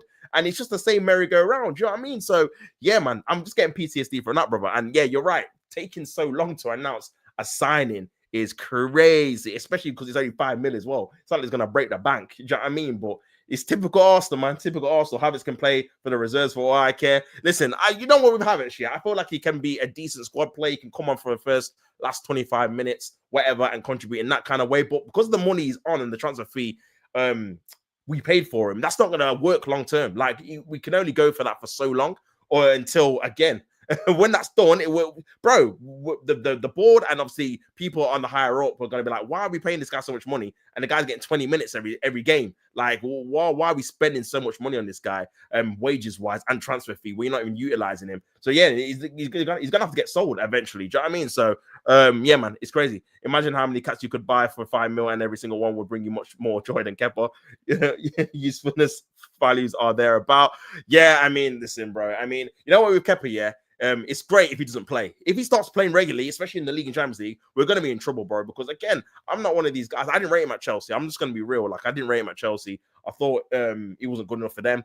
So for a backup, you can think, okay, cool. You're not going to get loads of world-class backups. I hear that. But at the same time, you just got to hope that Ray stays fit for the majority of our key games. Because if he has to play it a substantial amount of time, it could be long, especially those long shots, bro. I've seen Hector Bellerin score outside the box with his left foot at the bridge against this guy, bro. So yeah, man knows the thing, innit? But I said facts, Dio. For sure, for sure, for sure. Can't wait for that AI pick of Kepa singing like Zibby Doo. Ja, bro, that's gonna be crazy, man. A country of cats. Nah, this chat's wild. This chat is lit, man. Big up everyone that's tuning in. Make sure you guys subscribe to the channel if you're new here. Do all that good stuff, man. I'll be obviously doing a show later on at 5 with my boy Colin, talking about all things Arsenal and all that good stuff, man. For someone who's great when he doesn't play, I do it for only like 50. Okay, yeah, this is what I'm saying, bro. This is what I mean. And even like the 100K rumored kind of contract he's going to be on is a lot of money considering Edison's on 100K. He's their Man City's first choice keeper for Man City. Won the treble, won every kind of trophy you can think of, and he's getting paid that big bucks. Do you know what I mean? So yeah, man, it is a crazy one, man. Send Kepa back with sorry, and they can smoke cigarettes together. Yeah, brother, that's crazy. Yeah, he's like Lazio, isn't he? He's crazy, bro. It's crazy, man. Lazio need a keeper like Kepa for sure, for sure. Make sure you guys smash the likes on this video, man. Make sure you smash the likes. Big up views as well. Still in the building, man. Hope you're well, brother. If you're free, I'll have to drop you the link, man. If you're about, bro, let me know. Or whatnot. But yeah, man. 19 likes. AJ, big up AJ, man, for the view count and the like count, all of that good stuff. Smash the likes up for my bro. Big up views, man. My brother. Big up every single time. Come on, bro. Come on. We're gonna get Madueke and Nkuku as a winger and a striker. Oh, bro, if we get Madueke, bro, it's long. Nkuku as well. I seen him linked with Man United, so I was hoping he's gonna go to Man United, innit? Do you know what I mean? I'm praying, please, man. It's crazy, bro. It's crazy, man. But yeah, Madueke. And the thing is, like I said, boy, I can't even debunk what you just said there because we sign Chelsea guys every single summer. We're signing another one. Do you know what I mean? So hopefully we don't, man. But we'll see. Wait, Kepa smokes. No way. Thank you. Don't want that out of my club. Obviously, the last goalkeeper that smoked was what, Chesney, when he was doing the mad thing and I think it was the Southampton when we lost 2-0 to Southampton on New Year's Day, and he was doing that in the changing rooms, and he got dropped. I don't think he played for Arsenal again after that. We got dropped for a spinner, I think. So yeah, crazy. Views raid. I'm late. Big up, man. It's me, Everest. Big up yourself, brother. Appreciate you. Make sure you subscribe to the channel, bro. New sub here, Tots. Big up E Ross, man. I appreciate you subbing, man. Obviously, I've been doing shows every single day now, so big up yourself. All of that good stuff, bro. Big up views again. LOL. I hear that, brother. Do you want the Madueke Sky report? Brother, give it to me, bro. If you've got it, pause. Yeah, if you've got the Sky report, make sure you let me know what it is, bro. Because again, I've watched him for Chelsea. I'm frustrated. I don't know if he's a Chelsea fan because he's one of those players that he will do something good and you think, oh, go on, like not go on there because I'm not a Chelsea fan, but you think, oh, something's gonna happen, and then he just fumbles. He either makes the wrong decision or he goes out of play, or the quality of the pass or the cross is terrible or the shot's not great, and it just kind of breaks down. So yeah, man, we've got enough of that with Martinelli. I can't lie. So yeah. Nah, not for me, bro. If he goes to Man United, who's coming from Man United? Oh no! If you're gonna say Sancho or Rashford, bro. Oh, this is what I'm saying. This is what I'm saying, man. This stigma is terrible. I can't even debunk it. I can't even say, nah, we're not getting Rashford. We just got Sterling. Nah, we're not getting Sancho. We just got Sterling. You get me? So yeah, it's crazy, bro. Nah, yeah. Listen, Arteta likes to save some guys that are their careers dwindling, man. So it would not be surprising if he does that, to be fair. Man said Garnacho. Oh my god. If we get Garnacho, yeah, I'm right off the season, man. Just write it off, brother. We're finished. No, I'm just messing about. Big up every time. Big up E Ross, man, my brother. Big up everyone in the chat, man. Make sure you guys smash the like button on this video, bro. Just talking everything Arsenal and all that good stuff. Garnacho says Benji. Big up Benji, my guy. Garnacho, Mo, with the crying emojis. Don't do that to me, please. I'm begging you, bro. What is going on here, man? No. I said, hey, yo. Madueke's pacey and tricky. He has no final ball. Not sure about his passing. He's left footed. That's all. Yeah, bro, this is what I'm saying. This is what when I watch him for Chelsea, like, listen, he's direct and he'll get past the guy. And that's what I'm saying. That's the first bit where I'm like, oh, that's actually a decent bit of play. Then when the final bit comes, out of play, over the top of the bar, hits the first man, bro, or he'll make the wrong decision. He won't pass when he should pass, or he'll shoot when he should pass. Like, bro, I just think we've got too many of those kind of players at the club already. I'd rather just promote Ethan as literally the official right winger backup for Saka. If you're gonna buy him, you'll save at what, 40 mil. I think Ethan's gonna be a better player than him personally. Already showing signs of doing things scoring outside the box, balls into the box. Final end product that I don't think Madueke's shown on a regular basis, even though he got his hat trick against Wolves. But he's not showing that on a regular basis for me, for Chelsea. So it's like, yeah, bro, just promote him rather than wasting 40 mil. But I don't know, man. It feels like Arteta doesn't trust him, but then trusts Lewis Skelly loads. So it's just crazy. I don't know why. Maybe it's a personality thing. Obviously, the rumors came out that he was late for training, so that's why he didn't play towards the end of the season. I don't know how true that was, but yeah, there's a lot of rumors coming out for it for sure, man. Not even the land lift. 22 likes. Make sure you smash these likes on the video, people. Make sure you do it, man. Really appreciate you being in here and participating with me during this Arsenal chat, man. The fact is that Kepa is Arteta's 9th Chelsea reject in 33 players. That's crazy, bro. 9. We've signed 9 players from. That is mental, man. What are we doing here? That was a bar right there. We're digging in the bin for play. It's true, bro. We are, man. We are. Is that source reliable of us putting a bid in for Gyökeres? I'm not too sure, man. It's 50-50. I only trust people that say that they have recently bumped into Berta. I need to hear confirmation of you got it. Yeah, that is correct. You know what? You know what that reminds me of? That reminds me of, you know, when Ange said I always win things in my first season. In my second season, sorry. And everyone thought, he's chatting absolute rubbish. And then he actually did. It could go platinum. If we actually sign him, he's going to come back saying, see, I told you said it. I told you said it after all this worrying. So it could potentially go hard. But nah, man. The fact that he would say that is crazy. You got him and walk off is a mad thing. That's a Dio spitting bars. He is, man. He's doing the 8 mile thing. I rate it, man. I rate it. He's doing his thing. It's true though what he's saying. I can't even lie, man.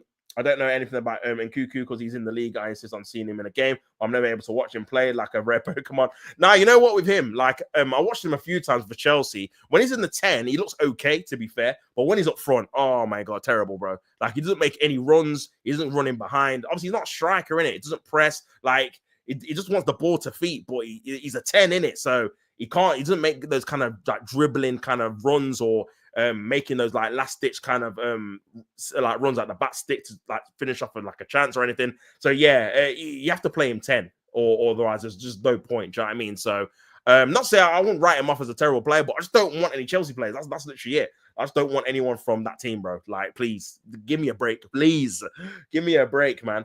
I said facts. Said Benji. 100% says EU Ross. Now, but in terms of like the Nkuku links, obviously he's linked with Man United. I've not seen him being linked with Arsenal yet. I don't think we're going to be linked with him. Fingers crossed, because again, he's a number 10. And it doesn't look like we've been linked with too many number 10s. Only Morgan Rogers, really, that I've seen. And he's someone that can play on the left as well. But yeah, man, it's crazy, man. Man said the squad of archaeologists in Arsenal merch been seen digging up some stuff around Stamford Bridge. Bro, this is what I mean. I mean, Lawrence, pick up Lawrence. He said we might as well just move to Stamford Bridge, go in blue, and just change up the whole thing because we're just stealing their players. You know what I mean? But the thing is, we're giving them money to get players that they actually want. Like, we were the reason they got someone like an Enzo or Casado, because we're buying Jorginho, we're buying Havertz. They're the reason we got Palmer. Do you know what I mean? They got Palmer, sorry, because we're buying all their kind of players they don't want, and then it's funding them to get these kind of players that they actually like in their team. So instead of us just getting those players, you know what I mean? So yeah, it's crazy, man. Man said they're going to call us Chelsea Red on the next Pez. For sure, bro. Chelsea Red is crazy, man. Instead of London Red, Chelsea Red is nuts. But it's nice. It's real nice merch, man. Listen, I mean, we need to do a view count or an estimate of how much merch you think Arsenal are gonna put out next year. I mean, what was it? 39? Someone said. I don't know if it was Matty. Someone said that it was late 30s anyway. Bro, I think they're gonna be hitting like 45, 50 next year, bro. I think they're thinking, you know what? After every defeat or after every kind of month or couple of weeks, we're gonna just drop something out. Do you know what I mean? Whether it's hoodies or bomber jackets or whatever. Like you said, more merch than players, isn't it? Do you know what I mean? So it's actually crazy, man. Other people's trash is our treasure at Arsenal. Yeah, I hear you, bro. I hear you, man. It's sad to see as well, because back in the day, we used to actually get players through the door which you'd actually rate. Do you know what I mean? When we got Sanchez and Santi Cazorla, for example, people rated these players. They weren't knockoffs or cast-offs from Chelsea or anyone from the Premier League. Do you know what I mean? Barcelona sold him to get Suarez, but bro, Sanchez was a phenomenal player. That's the kind of level of play they were having that they were happy to get rid of because they were just winning everything. Do you know what I mean? So yeah, that's the way. If you're gonna get someone that's a cast-off knockoff or that's gonna get sold, get it from a Real Madrid or Barcelona. That's the team you want to get it, because normally their cast-offs are better than everyone in your squad anyway. Do you know what I mean? Because they're just normally at a level above in terms of their playing, so and their obviously quality of players. So yeah, man, we're like a yard sell for sure. And also as well, I want to, before you just reminded me, what are you guys thinking about this report about Arsenal willing to accept? Is it 10 mil for Zinchenko? 10 mil. 10. I just seen Kwanzaa go for 35, bro. This guy's won the Premier League, not with us, but he's won the Premier League, man. What the hell? 10 million pounds to Fulham, and I can't remember who else it was. It might have been West Ham. Crazy. Arsenal buying the whole before they open it, for sure, man. Bro, it's mad. It's actually mad. Arsenal ladies don't buy Chelsea and Manchester City reject, so why should we? 100. And bro, they are the champions of Europe. They just won the Champions League. Do you know what I mean? So yeah, man, we gotta follow them suit, man. Era says shake my head. It's mad, man. It's mad. It's crazy, man. It's absolutely crazy, bro. It's because Zinchenko's wages have to sell for 10 mil. Yeah. Big up Vigilante. That's true. I mean, that increase, I seen it on, I can't remember, it might be League on the stream. It was someone's stream that they said they increased his wages from like, I'm sure it was like 25 or 35K to like 150 or something. Mad in one swoop. I'm like, what the hell? What are we doing? What are we doing, bro? What's going on here, man? Yeah, that's true, to be fair. But to be fair, she wanted to come back to Arsenal, and yeah, and she played very well, to be honest with you. So that's probably one of the rare ones that he actually worked out. Shout out to the ladies. Love going to their games personally. Yeah, you have to let me know how they go. Obviously, I guess in the season's going to start next season or whatnot. But yeah, big them up, man. They're actually winners. Do you know what I mean? So I've got to respect it. I have to respect it dearly. Arsenal's business is atrocious. That's the problem with the current window because of their constant poor business. Yeah, their selling business is appalling, man. I've seen Liverpool sell Kelleher for what, a good fee, or was it 18 mil? Then they've just sold Kwanzaa for 35. They're looking to get Guehi in for 35, so that could be a nice little swap there because Guehi's got 1 year on his contract, so that could be great. Even Robertson, who's, let's be fair, he's probably past his best, and he's obviously in his 30s, getting what, 8 to 10 mil. That's for a left back, bro. When we let Tierney go for a free. Do you know what I mean? So it's like, yeah, the thing is well with Zinchenko, obviously he can play in a number of positions. He's a midfielder. You can play left back. You can play in the 10. You can play in the 8. So he's a versatile player. That should surely boost him up. But I understand Vigilante's point. The 130, like you say, K increase on his wages, bro, means we have to sell these guys. But it's not even Reece Nelson, bro. Like, people forget he's on 100K.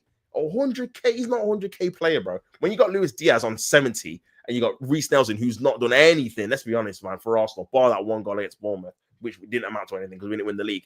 He's done nothing, man, in the time he's been here. How can you put this guy on 100K? It's not when we put Eddie on 100K. Like, we need to, our management skills in terms of wages is crazy, man. 100%. 120 to 130K increase for Zinchenko is shameful business. Poor, man. Poor for sure, man. Consistently overpaying for players, 100%. 100% for sure, man. Literally consistently overpaying for players, man. Yes, but not a City reject. Wanted to keep her. Yeah, they did. They did, to be fair. With the forms up, 100% Vigilante. Facts. Yeah, Vigilante spitting facts, man. Spitting facts, brother. Spitting facts, man. I definitely have to do a show where I just go through the wages, man, and just see what I go on, because yeah, it's been a bit mad, just in terms of our bracket. Do you know what I mean? Marino, another one, had a crazy increase in wages. Yeah, that is another one. You're right, bro. That is another one that had a crazy increase in wages, man. Calafiori again as well, another one. Wow. Tomiyasu on 100K a week as well, if I'm not mistaken. He is, bro. There's a lot of people, that are on 100 plus. Like I said, Marina had an increase. I think Zubamendi's going to get what, 150, 160, 170 from like 50 at Sociedad. So I mean, the habits one it baffles me every time. Like 150, 140, bro. It's mad. It's actually mad, bro. And this is why, again, we probably not even struggle, but we're reluctant to get more, obviously, massive signings, because you got all these players on massive wages that we can't get rid of. So we have to take peanuts for. Do you know what I mean? It's crazy, man. Actually, Luis Diaz, 55 a week, bro. That is craziness, man. 55 a week is nuts. 55 a week is nuts, man. Big old AJ says, yeah, he is. That's an absolute disgrace, bro. That is crazy, man. I mean, yeah, I feel bad for him, to be fair, because he should be on way more than that. compared to the going rate. Big up DWTT. Hello. Big up yourself, bro. Hope you're well. Make sure you smash the likes. Subscribe to the channel if you've not already, my guy. Arteta don't want Zini part of the squad no more. He's booked stuff with Timber's latest news aligned. That show. Oh yeah. The thing that he said about the book in it. That showed Arteta is in a different light to the public. So we're going to have to accept the bid. Yeah, you know what? See, Timber might be next, you know. Jeez. Because yeah, Zinchenko did that book where he basically told him, why would you even do that, by the way? Especially when he's still playing for the club. So stupid. But yeah, obviously he reads the book and he told everyone what Arteta was saying in terms of tactics and what he was thinking and his setup and all that. So he wouldn't have appreciated that. And to be fair, ever since that particular moment, he kind of did usher him out of the side. Remember, we wanted to sell him last year, but no one wanted to pay his wages. So we ended up keeping him for another year. Remember, Dortmund wanted to buy him. Was it in January? As well. But again, the wages are always an issue, man. But bro, these guys got to think, if you put these guys on mad wages, if it doesn't work out, you're not going to be able to get rid of him. Like with the Tomiyasu thing, we're probably going to have to pay off his contract, because unless he takes a massive page cut. And again, remember, all these guys have got agents, so the agents are never going to obviously suggest taking a pay cut, because that means less money for themselves, whether it's a signing on fee or an agent fee or whatever. So they're always going to say, and this is why I don't blame obviously Thomas Partey for saying he wants more money, because bro, of course the agent's gonna say, well, we're an important part of the team. You need to obviously pay a load of money to replace me, adequate obviously standard as well. So yeah, you need to pay me 250k. Obviously, would I do it? Probably not, because again, it doesn't really make substantial sense, because he's not. Obviously, he can be injury prone as well, and he's going to decline. Even though he was good for us last season, he's going to decline during those 2 years he's probably with us. So, given a player declining, who probably is going to be injured as well a bit more, 250k doesn't really sound like much sense. But because we've left it so long and it's been last minute, bro, we put yourselves in a predicament where you can't even negotiate properly, because we need a player in there. We need to get Zubimendi and someone else, whether it's Partey or a replacement, bro. Especially when you're trying to challenge an all front. So yeah, man, it's a silly situation, bro, and it just shows the lack of preparation in it when it comes to obviously not only the board, I would say the board, not only the board, the manager, and everyone involved in it. How is Tommy on 100k a week, yet Timber is on 80? Bro, I don't get how they monitor these kind of wage like structures and stuff. Like, I feel like they kind of underestimate people's involvement, because even like, you know, you like with the Miles Skelly, I don't know what he was on before. Obviously, it would have been a lower contract because he's young, but like, what should he demand now? Bro, if Tommy's on 100k, if I'm Miles Skelly, bro, I want 100k, bro. One, I'm fit. Two, I'm one of the best defenders at the club. And three, like, I can play in multiple positions, whether it's left-sided 8, obviously left back, whatever.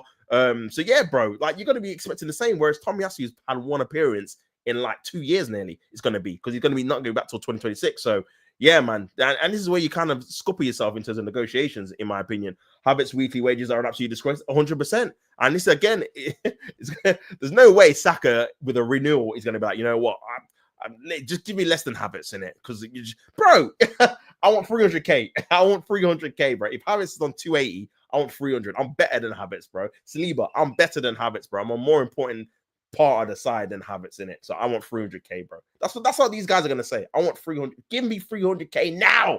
Give me that now, man.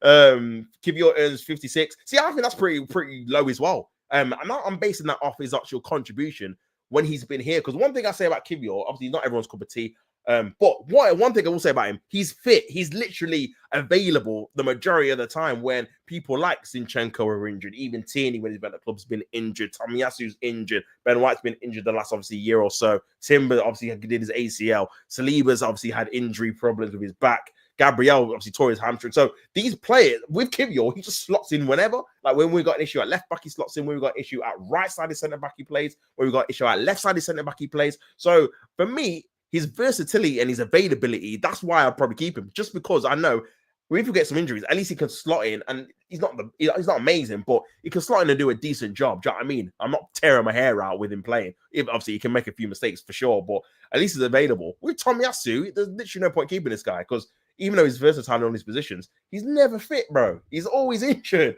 So it just puts strain on all the other players like like Ben White, like Timber, who have to play more games because this guy's injured again. Do you know what I mean? So yeah, not great, man. Tomiyasu was on more wages than Gabriel early. Since he renewed, he earns more. That's shocking as well, bro, by the way.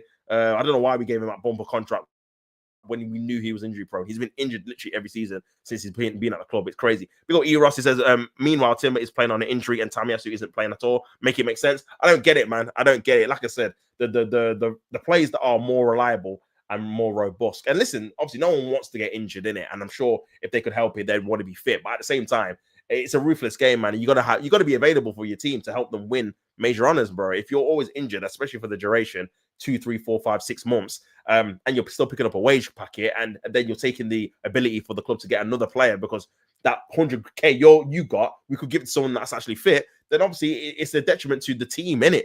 Overall, and you're putting more pressure on players, like you said, like Timber, playing on injuries, but you wouldn't have to if Tamiyasu was fit, even for a little bit of the end of the season. Imagine if he was fit like from March to May, then you could have just rested Timber, or Timber could have had his surgery in March, and then he could have been back now. Do you know what I mean? Because you got Tamiyasu there, but because he wasn't, he had to play on it, but he didn't have to. I think that was poor decision by Arteta saying he's already injured, man. You don't want to make it worse. He's just come out from an ACL as well, so I didn't agree with that at all. That means less money for the agents. Facts. This is what I'm saying, bro. So no one's gonna promote that, man. No agent's gonna promote that for sure, bro. Hopefully TD exposes Arteta and all the players Arteta's handed out. Obviously, Aubameyang did his own thing. Obviously, a couple of, was it last season when he did like an interview saying he didn't know what was wrong with the manager or whatever. I just feel like obviously it was just an excuse to get the wages off, man. I think there was a pressure, and this is why I feel like Havertz is going to be coming into that same bracket where it's like, bro, you're on this amount of money, we're not playing you, like we're gonna have to try and move you on, kind of thing. Big up John in the chat. Make sure you subscribe to the channel, like the video if you're not. This fan base just recently, Cheetah Obi left for Man U. Our fan base was moaning. Listen, yeah. Now, you know what? I feel like, to be fair, bro, we could have done with him last season because we had no striker. Do you know what I mean? But you know what? I feel like with him, like, it was just a case of, obviously, he wanted first team football.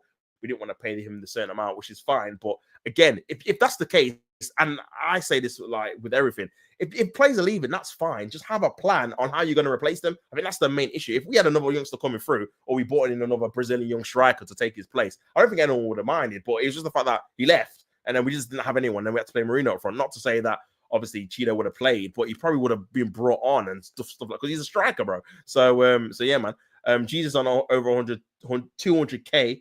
Not being available until January. His contract needs ripping up ASAP, just a liability. Again, another one, bro. Another one that's on a load of money that's always injured, bro. And to be fair, he had a few injury problems at City. Obviously, he didn't do both his ACLs. That is a bit unlucky. But at the same time, it's like, bro, once he did the first ACL, you got to be shipping him on, man. I can't lie, because again, he's on too much money, and you know he's maybe not going to do his ACL again, but he's going to be injured again, bro. I'll be honest, man. Jesus, but yeah, man, big up Vigilante for that comment. The wages make no sense whatsoever, bro. The whole structure of it, I just don't get it. Like, it's not even based off performance. It's not even based on availability. It's just like, okay, we really want this player here. Just give him to, because think about it. Party's been on 200k since he came in like 2020. Do you know what I mean? So you can see why he'd want a pay rise when you think about it like that. Do you know what I mean? Because it's like, bro, I've been on the same money. I know he's been injured, but from his perspective, it's like, bro, I've been on the same money for 5 years, bro. Literally 5 years. Like, my next contract, I want more peas. This is going to be my last big one as well. Do you know what I mean? So, yeah, I want more money, man, for sure. MLS now on 60, I believe. Okay, good. Then listen, he deserves it, bro. Like I said, if I was him, I would have been saying 100, bro, because I'm going to be a pivotal member of the team. I'm going to probably keep Calafiori out as well. So, yeah, man, you got to look at it like that. Saka will renew on 200 plus. I think, what's he on now? Is it like 180 or 190 plus bonuses, or is he on 200 now? I don't even know. I know Odegaard's on like 240 or something. I know Rice is on like 240 as well. Something crazy, man. 29 is the benchmark. Any player the club tries to sign is going to want more than that donkey. Yeah, I mean, that is the benchmark, bro. That is the benchmark for sure, man. I feel like when you negotiate with any kind of player, especially a striker as well, if we get Gyökeres or Sesko, this is why, bro, I'm hearing Sesko wants 200k a week, bro, at 22, and you're not prolific. Come on, bro, be fair here. Like, be fair here, bro. You got 13 league goals, you got 200k at 22. Like, what is that trajectory gonna be like? If you're getting that at 22, what are you gonna get at 28, 27? You're gonna want 300, 400k, bro. Because again, no player is going to want the same amount of money. Every player and agent is going to want an upgrade, an increase, unless you've really fallen off or you've gone to a smaller club. Do you know what I mean? So, yeah, crazy, man. I'm jumping because we signed Verts like 150 million euros. I know he's not Coutinho 2.0, if you know what I mean. Big up Finn, bro. I ain't seen him in a while in the chat, but big yourself up, bro. But, yeah, congrats. You've signed, obviously, a Liverpool fan. You signed Verts, and I think you are the favourites for, in my opinion, for the league title, man. Saliba will also renew for 200k plus. Yeah, these guys have to, bro. These guys have to, man. There's no way you can look at who else is on 200k and say, yeah, we're not going to do that. I mean, the one good thing, I might say good thing, the one thing about Partey leaving is he just free up the 200k he's on to someone else. And bro, just use that wisely. Spread it out. Don't just give someone else 200k. Spread it out and give people like rises. That's where potentially you could give Saliba a, like, I don't know, 100k rise and then give Saka 100k rise. So at least you've kind of paid Partey's departures, kind of paid for their kind of like new contracts kind of thing. So at least that will be a positive. Do you know what I mean? But we shall see, man. We shall see. Big up AJ, appreciate it. I wasn't sure if any players were on less than 100k. I hear that, bro. I hear that for sure. If we fail to renew Saliba, we are finished, brother. Finito, man. Finito. He's the guy that he's got to stay at Arsenal for a while, man. You got to just hope that Real Madrid don't come sniffing for sure, or otherwise we are done out. Vigilante, you're welcome, brother. 24 likes. Big up AJ for the like update. Make sure you guys smash the like button on this video and subscribe to the channel. Big up Views on Sport, my brother. Make sure you guys subscribe to him. His link is obviously in the chat as well for the raid. Really appreciate it, my guy. Arsenal must be serious, especially signing Victor Gyökeres. Big up, my bro, KA. Nah, listen, I feel like he's the only option for me now. Like, that's gettable. I mean, people will say Osimhen, but again, no one's really been linked with Osimhen for some reason. I think because of the whole situation with his agent and the fact that his agent wanted massive fees and stuff like that. That's why Chelsea didn't get him in the end. So I think that's kind of maybe put off people from dealing with him. But he's not really been linked with anyone really, apart from Saudi, and he doesn't want to go there, especially because of his age and stuff like that. So yeah, man, Victor Gyökeres for me would be the ideal candidate for someone to buy, for sure. But yeah, man, big up yourself for the comment though, man. Jesus, 4 knee surgeries. He's finished. His knees must be like porridge. Bro, Vigilante, the thing is as well, bro, like, he's a guy that needs his knees. And what I mean by that is, like, he's nimble, he's nippy. That's his whole game, that low center of gravity, trying to turn on a sixpence. Like, he needs good function and needs, otherwise his playing style was finished. Like, literally. Like, he's not going to be able to move around like he used to. That's the one thing I was impressed with when, obviously, we signed him and he had that stint before, obviously, he got his first knee injury. How nimble he was, how he could dribble past 3-4 players, like the excitement you get from a guy that's direct and that can create opportunities. Because again, bro, this is why, bro, people forget we didn't have problems with low blocks during that period of time because we already had, bro, if you think about it now, because I'm just thinking about it now, we already had a problem with low blocks when he got injured because we drew 0-0 to Newcastle. That's the start of the year when he was injured. Then we lost 1-0 to Everton, and that was when he was injured. And they were both low blocks. But when you got him, you can't do a low block in that obviously period of time in that form because he was just taking out 2-3 players. And then the block's destroyed because, again, he's dribbling bit. You got to go out and engage with him.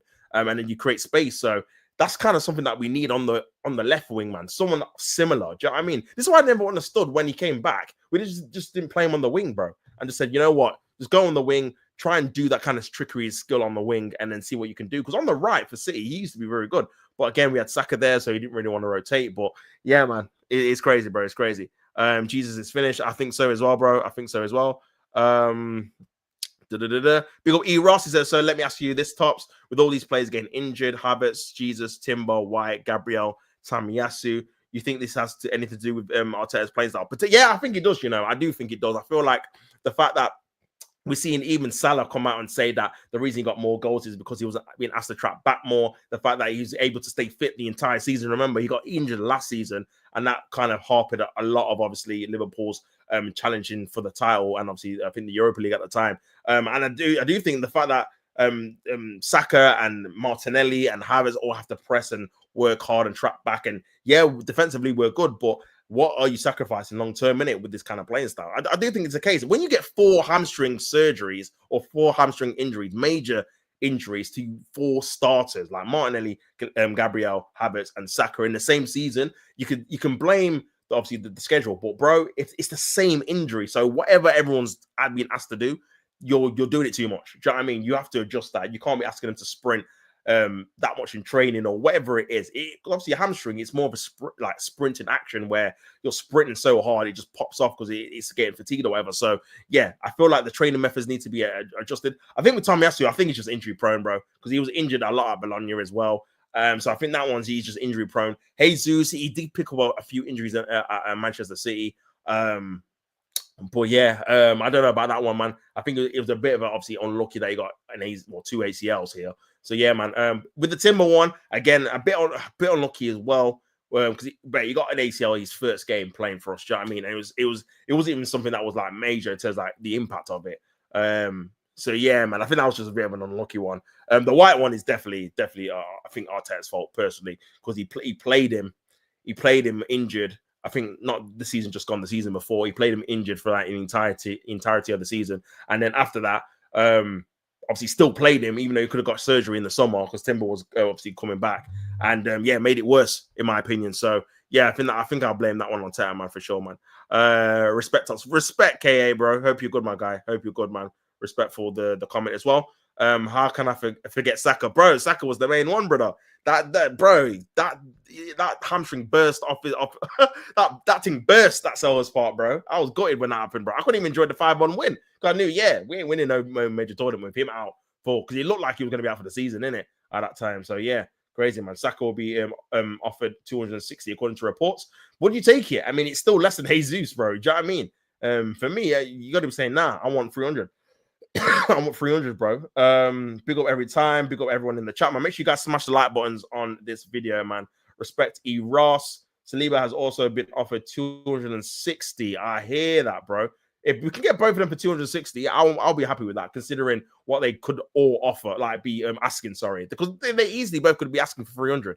Like, and you could, and if their argument was like, well, we're better than Havertz, you couldn't really argue with that, with what they've contributed, do you know what I mean, to the team and how important they are to the team. Like the fact that everyone wants Havertz replaced by a striker, but no one's saying to replace Saliba, no one's saying to replace Saka. Do you know what I mean? That just shows you the importance of them compared to him. Do you know what I mean? So yeah, just buy Tommy and Gabriel Jesus out their contracts, please. Man, put please in them. Big AJ, man, put please in capitals, you know. I hear that, bro. Ethan's contract is up in 6 days. I don't think he's going to sign an extension, bro. It's been slept on how that's not really been kind of like what's the word, like renewed yet. Like you said, it's up on the 30th of June. Bro, if he doesn't renew, that is a massive blow, you know, because again, he's a top player. I feel like he can be something special if he gets the right, obviously, kind of playing time and stuff like that and nurturing from the right players. I think he could be top because I feel like with him, because of his actual playing style, he can play it as like a 9 in terms of his shooting ability. He's just A1, but then he can play on the wing because again, he's got low center of gravity. He's got good, obviously, delivery as well, and he's like crossing and stuff. Good control as well. Very technically good. He can link up with people as well. Like he's very versatile, isn't it? So yeah, I think the sky's the limit for him for sure, man. Guys call me by my initials from now on. Yeah, bro, KA, bro. This is it, man. KA is it. KA is it, bro. I said Jugger Benito for sure. KA. Nah, big up the chat for sure, man. Jesus, 4 injuries, surgery just at Arsenal, bro. It's crazy, man. Crazy. When Ethan leaves, what are the excuses then? There'll be none, AJ, man. There'll be none, bro. I feel like if he does leave, then yeah, we've got ourselves to blame, man. Because bro, if he's leaving, he's going to an English club, whether it's a City, Man United, or a Chelsea. Sorry, it'll be one of the English clubs, man, that will probably offer him a nice pay packet and stuff. Hopefully, he stays. Fingers crossed, he does. Hopefully, he can get that over the line, man, and he stays, man. But I feel like he's gonna probably want reassurances that he's maybe gonna play even more than he did last year. Because again, because bro, he was one of our prolific like players, bro. I think he got like 9 goals, and only like Trossard, Martinelli, I think Havertz and Saka got more than him, I think. In the team, and remember, he didn't even play. Like he was coming on for like 5 minutes, bro. He's getting those those microwave minutes, bro. Like 3 minutes here, 5 minutes here. We were just making the most of it. Do you know what I mean? That goal he scored against obviously Man City in obviously last minute. Obviously he scored another goal off the bench. I think Nottingham Forest, when he beat them 3-0, he came off the bench and scored. So yeah, he was just making the most of his minutes, man. So yeah, he was definitely prolific. And bro, people don't even remember. He literally scored at 17 in a knockout Champions League game, bro, away from home, and it was a banger of a goal as well. So these are things not to be sniffed at. He was doing what Sterling was supposed to be doing. That's the reason we bought Sterling on loan to contribute at least that. Do you know what I mean, to what he was doing? So yeah, for a 17-year-old to do it, and this is why I say stop trying to get the old Sterling and get the new one, which is in Ethan. Do you know what I mean? Get the new player that can contribute instead of getting the old wash one that no one wants anymore because they've done their bit. Do you know what I mean? So yeah, man. Tops are 25-26 squad. Raya, Timber, Saliba, Gabriel, Maslow Skelly, Rice, Simba, Mendy, Odegaard, Eze, Gyökeres, Saka. What do you think to that? Big up KA for obviously the squad. Oh, I don't know. I feel like I like Eze, but I think I like him more in the middle, innit, rather than on the left. I don't know, man. I just want someone on the left that's a bit more, because he's a good player, Eze, to be fair, but a bit more pacey, a bit more like, because we need, for me, and this is why I want Gyökeres. I know Sesko's quick as well, but I just feel like the two, because Saka's more like a player that has the ball at his feet rather than running in behind. But I feel like the other two should be like good in transition as well, because if you notice, a lot of times we don't do that well in transition, man. There's been a lot of occasions during obviously the season where we had transition opportunities. I remember that one game against Monaco where we had 3 1-on-1s and we missed them all, and we still beat them 3-0. We should have won literally about 8-0. Like, Odegaard missed one, I think Jesus missed 2, and they were all on transition. So our players that we've got in transition don't really make the most of it because they're not clinical enough or not quick enough. Trossard a few times has been clean through in transition and he's just too slow. So yeah, I think that's it in the attacking area. We need quick players, man, off the ball that can, and then it can provide a bit more of a problem when teams are attacking us. We've got a bit more outlet on the transition. Like, look at the Martinelli goal he scored against Real Madrid. He doesn't do that enough because one, he doesn't normally score, but two, doesn't really get played into that channel enough, bro. Because our left side, obviously, Rice can't play with his left foot, like to the passing wise, and Marino never gets in those positions normally. Obviously, he did that when he was up front. So yeah, that's the reason why we need to like proper highlight that area for sure, man. Well, big up for the comment, bro. AJ, I bet it will be an attitude problem. I honestly are sick of it. For sure. Boom, boom, boom. Oh, I'm just going behind, bro. So I'm just trying to catch up with the chat, man. Big up everyone tuning in, man. Make sure you guys like the video, subscribe to the channel if you're new, man. Me too. AJ on board. I'm watching the same thing for 21 years. So it's all 100%, bro. When are we going to win it? Sorry, when are we going to win the title, man? Do you know what I mean? It's been a long time since we've won anything major. Do you know what I'm saying? I'll say doing the same thing as Timber now as well. It's crazy. Yeah. Legit, man. AJ with a better manager than Arteta. 25 likes, man. Make sure you can get this up to 30 likes, people. Smash the likes buttons, man. I appreciate it, bro. AJ Watts 25-26 squad. KA, if I had my way. Raya, Timber, Saliba, Gabriel, MLS, Rice, Partey, Morgan Rogers. Okay. Saka, Gyökeres, and Rodrigo. Oh, that's more like it. I can rock with that, man. I can rock with that for sure. I can rock with that for sure, man. See, Vigilante, when you said about Ethan where he could potentially leave, I said the exact same thing in another 3 months ago. And some top goon has said I was absolutely deluded. Nah, bro, you cannot downplay people leaving, or because, bro, people would have said, "Oh, Partey's definitely staying." After what talks of Berta saying, "Oh yeah, we want him to stay." Everyone thought he was staying, and this is what I mean about the Zubimendi news, where I'm just like, bro, until he's on .com, because if David Ornstein put a tweet saying breaking news, Zubimendi deal off, everyone will be like, "Oh my god, it's off." Well, it wasn't never confirmed that he's coming. Like, wait till the club put something to be certified that he's going to be in the team, innit? Do you know what I mean? So that's how I always think about these rumors and stuff. Like, it's literally depending on what day you wake up and when someone breaks some news that you weren't expecting out of nowhere. So yeah, man. For me, that's why I was happy and buzzing when Miles Lewis Skelly was announced. And again, even with that, that's still not been officially announced by the club. So again, you just gotta wait. For me, man. But yeah, it'll only be 19 years for me. I fully had enough, bro. It's crazy, man. If Ethan goes, I don't blame him. He deserves more game time. A very quality academy player. Can give it. It should be given a chance. Yeah, very, very top player. She definitely should have had more minutes, man. Well, when Trossard was thinking out the gaff, getting that many minutes was crazy, bro. 100% Vigilante. Arteta gonna do nothing but ruin him anyway, bro. I hope he doesn't, man. Honestly, I hope he doesn't. He's a quality player. You're not deluded. They are. They need to stay off the Kool-Aid. It's not healthy for sure, man. Big up Rashid, man. My brother. What you telling me, bro? Hope you're good, my guy. Big up Rashid in the building. Make sure you guys subscribe to Rashid. Obviously, doing his thing over on Revolution TV. So yeah, man. Big up Rashid, bro. Show him some love for sure, man. Respect Rashid, says KA. Big up Shane, man. Big up yourself, brother. Big up, man. Big up for the kind words as well, man. After I gave you the raid, I did see that, man. Big yourself up. Keep smashing the likes for Shane as well, and show support to Shane, man. We've got a good community over here. Shane smashing it on his own channel, man. Make sure you guys subscribe to him. And yeah, bro. Can't wait to have another chat with you soon, my guy. Well, big yourself up for being in the chat. Really appreciate it, man. Vigilante says AJ is a joke. Never should have left Highbury. The real home of Arsenal. Yeah, bro. We've not got, the thing is, it's crazy, man. We've been at the Emirates since 2006, yeah. And we've not seen our team lift a trophy bar the Emirates Cup. And it's 2025. It's madness, man. It's absolutely madness, man. KA, Shane Gunner, excellent show this. Yeah, fantastic show this morning, man. Obviously, I had some glimpses of it when I finished mine. Yeah, but big yourself up, man. Smashing it on your morning show for sure. Very, very enjoyable, man. Very, very enjoyable. And he's a top fella as well, Shane, man. Knows his stuff about football. And yeah, man. Puts these top gooders in the mud as well. So yeah, you're gonna love it, man. Big up Vigilante. Make sure you guys subscribe to Rashid. Obviously, his links in the chat now. Big him up every single time. FC Vigilante, I fully agree with that for sure, man. Big up Shane says, cheers, mate. In the chat. Eros, too much sugar in that Kool-Aid. Vigilante facts. Oi, the Kool-Aid is ever strong, bro. They just can't see anything these guys do wrong. It's madness, man. Big up Shane every single time. Big up Shane in the building. Rashid in the building as well. Big up Rashid every single time. Big up Shane every single time.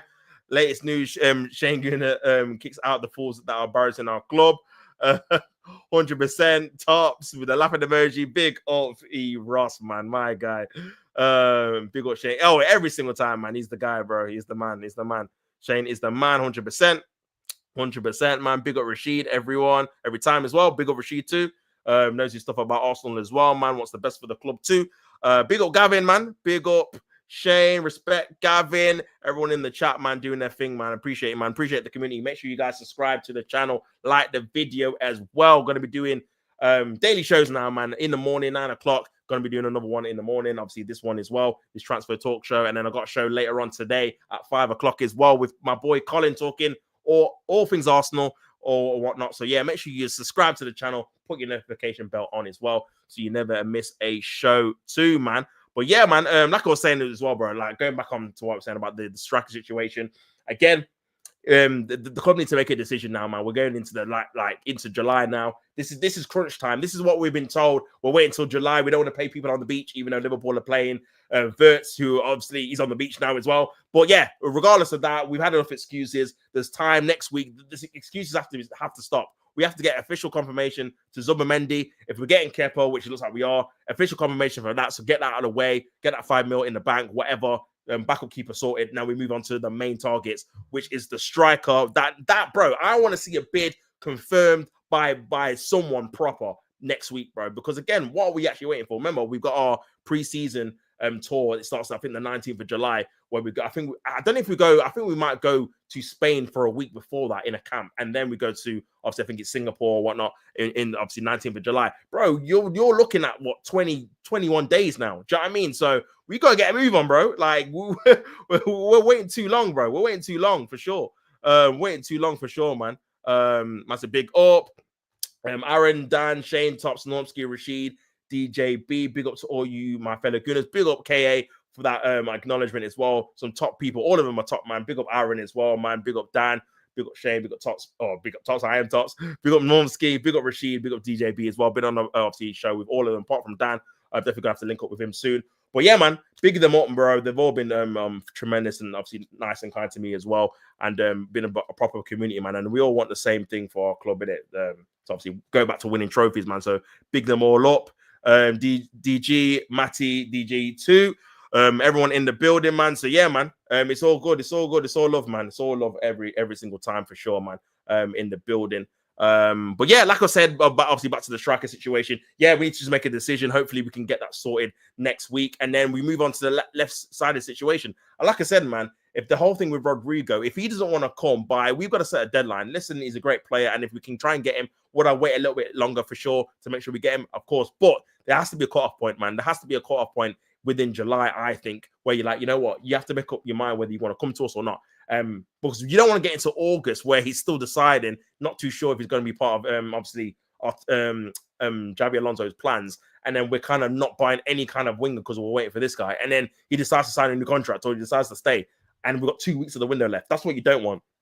That's happened before. Well, that literally happened last year with Nico Williams, where we were given hints by his entourage that we were possibly in for him. But then we didn't end up getting him because he ended up staying and signing a new contract with Bilbao after obviously they won the Euros. Spain won the Euros. So it's just a waste of time, innit? So we need to make sure that doesn't happen again for sure. We need to make sure that we get those kind of key signings. And for me, like I said, we need obviously a backup keeper. We need 2 midfielders now. Obviously, remember, Partey's and that's the one thing, a good thing I like about obviously the deadline of the 30th of June. we're gonna know what's gonna happen with Partey this time next week because his contract would have run out. So he would have either signed a new one or he wouldn't have. And that would be it. Do you know what I mean? There's no dragging it out. Like, it just feels like every kind of situation with Arsenal at the minute, it's just dragging out. Striker situation, dragging out. Zubimendi, dragging out. Partey, dragging out. Kepa, dragging out. Like, there's nothing that's substantial that's happening quick apart from them releasing new merch. That's the only thing they're doing on time. Do you know what I mean? So, yeah, I just feel like, and that's why everyone's a bit more like, what's the word? And like not really looking forward to the season, man. Because it's like we've not really got anything to sink our teeth into. Like now, I've been doing this obviously.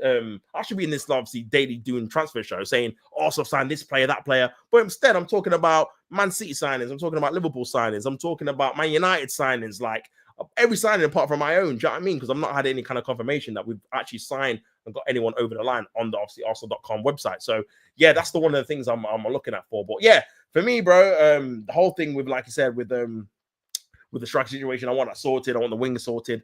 And in terms of Partey's replacement, man, I want to be seeing bigger names. I can't lie. I don't know who, because obviously, again, I thought he was going to be staying, but it looks like he's not.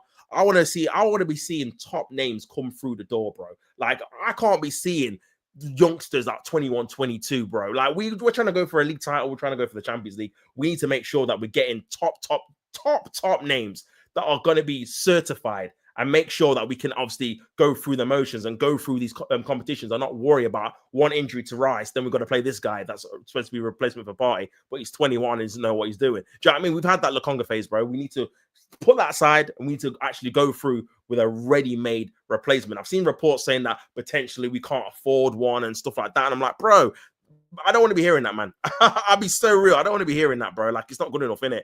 I'll be honest, bro. We're in phase 656 or whatever it is, bro. Like, we've got to be getting top players through the door. Do you know what I'm saying? So, yeah, man. But yeah, obviously another quote here from Gunnar Blog saying Kepa Arrizabalaga's arrival at Arsenal could mean a departure for Kyle Hine after impressing at loan on the Real Villa last season. He's the subject of a loan interest for other La Liga clubs, although Arsenal would be also open to a permanent deal. Now, this is a player, yeah, where obviously not really given much of a chance, but it did have an impressive season apparently in La Liga. How much do you think you could sell him for? Because I've just seen Kelleher go. I know he's playing in the Premier League, but I've seen him go for 18 mil. Like, for a La Liga keeper, we've just seen Garcia go for 25 mil as well, play for Espanyol. So, bro, we should be getting double figures for this guy, man. At least 10. At least, bro. He's a young keeper. He's had a good season in La Liga. Like, yeah, we should be getting some decent money for him, man. But I'm not too sure. I'm not too sure we get anything decent, if I'm being honest, man. For sure. If Arteta fails to deliver, then October he must go. Bro, I'm saying that, man. I'm saying that. It's crazy. It's crazy, man. We made profit last summer. Enough said. This is what I'm saying, bro. 10 million pound profit? Didn't spend anything in the last 2 Januaries. So yeah, man, it's crazy. Big up, bro. Big up yourself, Kurt. Lee Gunner said Arsenal skin also have hardly any money. I did see that the what's the word? The PSR kind of information coming through is that until obviously after the end of June 30th, we've only got 97 million to spend, and then it's gonna obviously regenerate into the 300 mil or whatever. But yeah, I think it's a lot to do with the wages as well. But it's crazy, man. I think we just wasted the money. We've just not spent it wisely. The 43 on Calafiori and the 65 on Havertz and stuff like that. Even though the Marino money could have been spent elsewhere, especially when you've got the likes of Lewis Kelly coming through and stuff like that. Even the 35 on Fabio Vieira as well, man. It's crazy. Kurt, I honestly don't believe that whatsoever. Of course, we respect Lee's opinion as always. Yeah, listen, I think after the July, I think we have to have money, bro. There's no way. We're in the Champions League. We're in the Champions League, bro. Like, what is going on? We've not spent any money in the last 2 Januaries. We made profit in the last summer one, bro. Like, what are we doing here? I know we spent a lot in the summer before. We spent, I think, 200 mil. We got Timber, we got Raya on loan, and we got obviously 105 for Rice. And then I think we had to pay that Rice in 3 seasons, I think. So yeah, we spent a lot of money that season. But, bro, man, it's not good enough, man. Arsenal factually have 660 million pounds linked to 3 bank accounts for the men's side of the football club. So, yeah, we've got money, bro. I feel like we've got money in it, if I'm being honest, man. Colin says Colin is a fraud. Obviously, it's Vidic. Says, stay calm. I usually win things in my sixth season. Arteta and Arsenal fans bashing him. Yeah, sixth season is crazy. Arteta fails 3 times. He's getting us to win the Premier League. Whether you like it or not, Arteta isn't the one who can win trophies. I agree, KA, bro. I agree with that, man. I just don't think he's good enough to do it. If I'm being honest, brother, I don't think he's good enough to do it, man. If Thomas Partey departs Arsenal, he will have to be replaced. With the situation unresolved for now, the club are discussing a number of potential alternatives. Yeah, I'm not going to say his name because I'll butcher it. I think it's Agomi. Or Agumi is one of the names under discussion. Obviously, he plays for Seville. 22-year-old. Obviously, there's already people saying he's like Kante and stuff like this. It's like, bro, you've not watched him until we've literally been linked with him. Do you know what I mean? Just relax, man.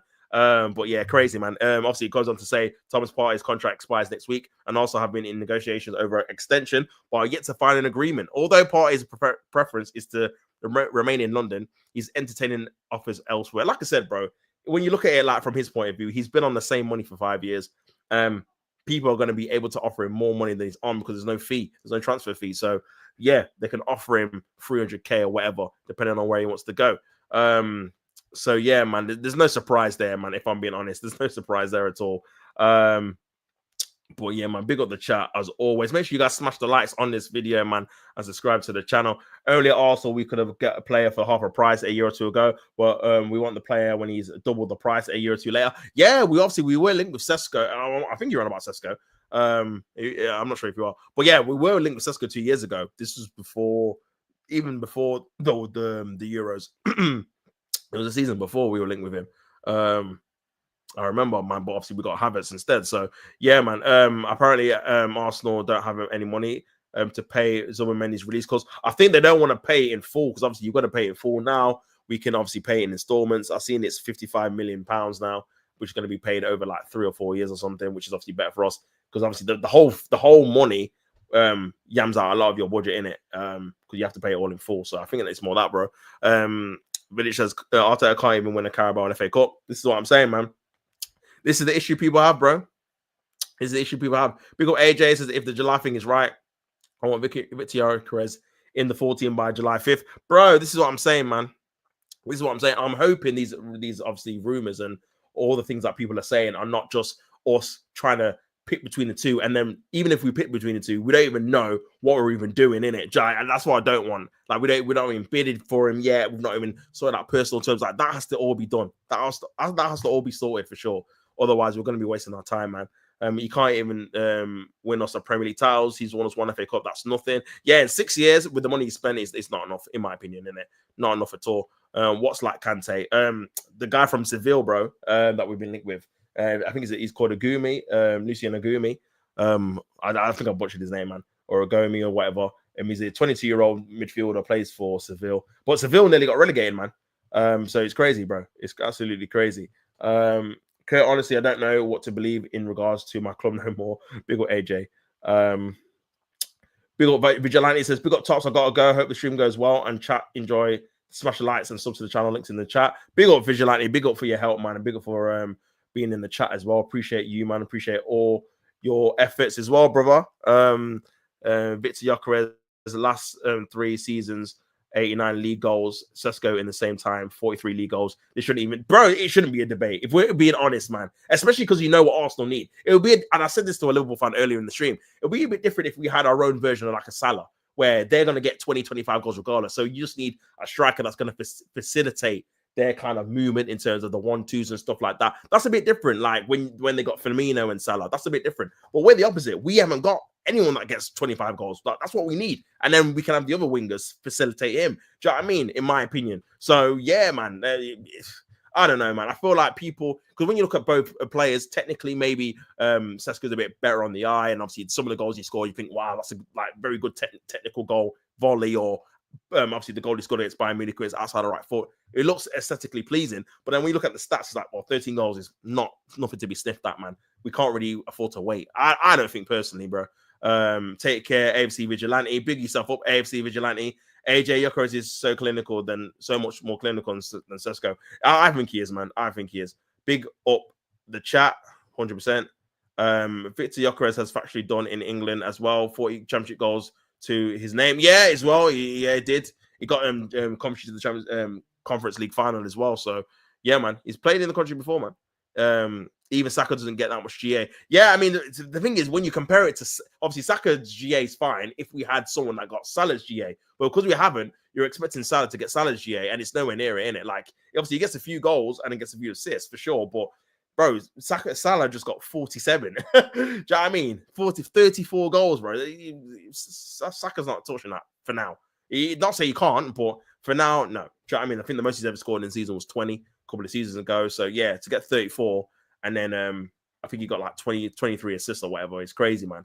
So, yeah, that's the kind of levels you kind of need from one of your front guys. And then the other ones can facilitate it for sure. Honestly, for me, top, sell Kai Havertz and Jesus, then buy Gyökeres and Sesko. Then we'll be better. Yeah, listen, I won't be opposed to that. If an article came out and said, look, we're looking to sell Havertz and Jesus and get these two players in, I would be like, fair play. Do you know what I mean? Because then you get the best of both worlds. You get someone that's like Havertz in Sesko, but he's probably going to be better than him because, again, he's quicker. He's probably a better finisher than him as well. He's younger. So, yeah, cool. And then you got Gyökeres, who's going to be a bit different to Jesus in terms of he's actually going to be clinical. And then you can just match the two. Like, I don't mind having a variation of different strikers. That's fine. Like, because obviously you can't always just play the same way against every single opposition. Sometimes playing the false nine is actually better in terms of being able to bring in obviously the wingers into play. Some of the midfielders that obviously roam from midfields like Declan Rice and obviously Odegaard or whatever.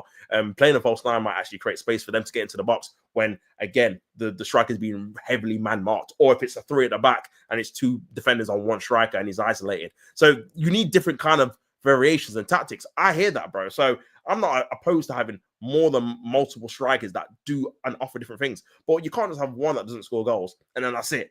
Do you know what I mean? Like, because then you're literally relying on what I just said, or your other players chipping in and helping you out. And I feel like we haven't got natural goal scorers. We haven't got players that have a history of scoring goals season in, season out. Odegaard had that one season where he got 15, hasn't touched it since. Same with Martinelli, hasn't touched it since. Havertz obviously got 15 last year, was injured, only got 9 in the league, got 13 the year before playing. But again, no one wants to see him up front again for a whole season, innit? Obviously, because everyone wants a new striker. So you can't rely on him, and he's finishing poor.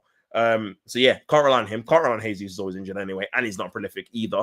Saka obviously got the 120 goals, and his trajectory was going up, but last season got injured. Don't know how he's going to recover and recuperate from that. So that's another one where you're like, don't know if you can rely on him. So when you weigh it up, we haven't really got any attacker that you're like, yeah, he's going to get at least 15, at least. Do you know what I mean? And that's what you need, bro. Going into the title race, that's what you definitely need, for sure, man. But yeah, bro, it's crazy, man. It's absolutely crazy.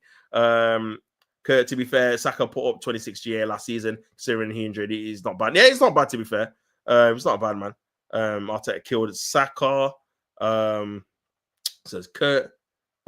Massive Kurt, please take Arteta off us with Pep, please. No, thank you. I'm good. See, no one rates Arteta like that, man. Tops, I'm gone later. Big up yourself, KA, man. I'll catch you on the flip side, man, for sure. Honestly, I will say this again. If this was the Arsenal of Highbury, we will get all 3. Yeah, bro, this is when we had like 4 strikers, man. We had 4 proper strikers, bro. And it was proper, innit? We had Wiltor, we had Carney, we had Bergkamp, we had Henry, bro. Even the Emirates era, the start of it, you still had Eduardo, you still had Van Persie, you still had Adebayor, even Bentner. Bentner's definitely better than Havertz, by the way. Bentner used to get bantered during that time, by the way, because he was the worst out of the 4 strikers, but he would be probably our best striker. That Bentner anyway, because he was good in the air, he could actually hold up, he was okay at dribbling, he just wasn't as good as Van Persie or Adebayor or Eduardo, innit? But that was the levels at the time, man. Like, you had to be at the level, or people would just, do you know what I mean? Wouldn't rate you like that. Do you know what I'm saying? And that was all at one club, by the way. Now, like I said before, when you look at like Chelsea, Man United, Arsenal, we haven't got a decent striker between us. And back then, we used to have 4 back in the day. I know times have changed, and obviously people play 1 up front instead of 2. But even so, you should still have 3 strikers. Do you know what I mean? Because again, you have 1 starting striker, then you have a backup, then you have another striker, depending on if one of these 2 get injured. Like that, you should have at least 3. Do you know what I mean? So yeah, maybe AJ, but in the Prem, only Saka won't get 28 GA because of Arteta. I mean, it's going to be difficult, man, especially if he's not taking penalties as well. Because again, He's a touchline winger when you think about it, because every kind of action Saka does is touchline. He gets the ball on the touchline and then he cuts in and shoots, cuts in and crosses. He's never really in behind. When you think about the tactics, he's never really running through on goal. And you don't have to be quick to be doing that. It's just how you're set up in it, where you make those runs in behind, ghosting in, and you're through one-on-one with the keeper. It doesn't really happen with him, man, to be honest with you. He always has to kind of make his own goals, whether he's taking someone on or being direct, or, do you know what I'm saying? So, yeah, man, it's definitely something we've got to look at for sure.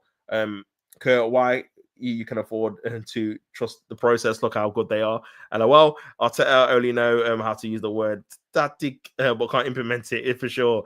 Honestly, Gyökeres and will get penalties off Saka if we bring him in. Yeah, this is what I'm saying, bro. And I think Gyökeres is I think he's got the record for scoring the most. I don't think it was last season or season before. I think he scored 15 or 19. It was in the teens anyway.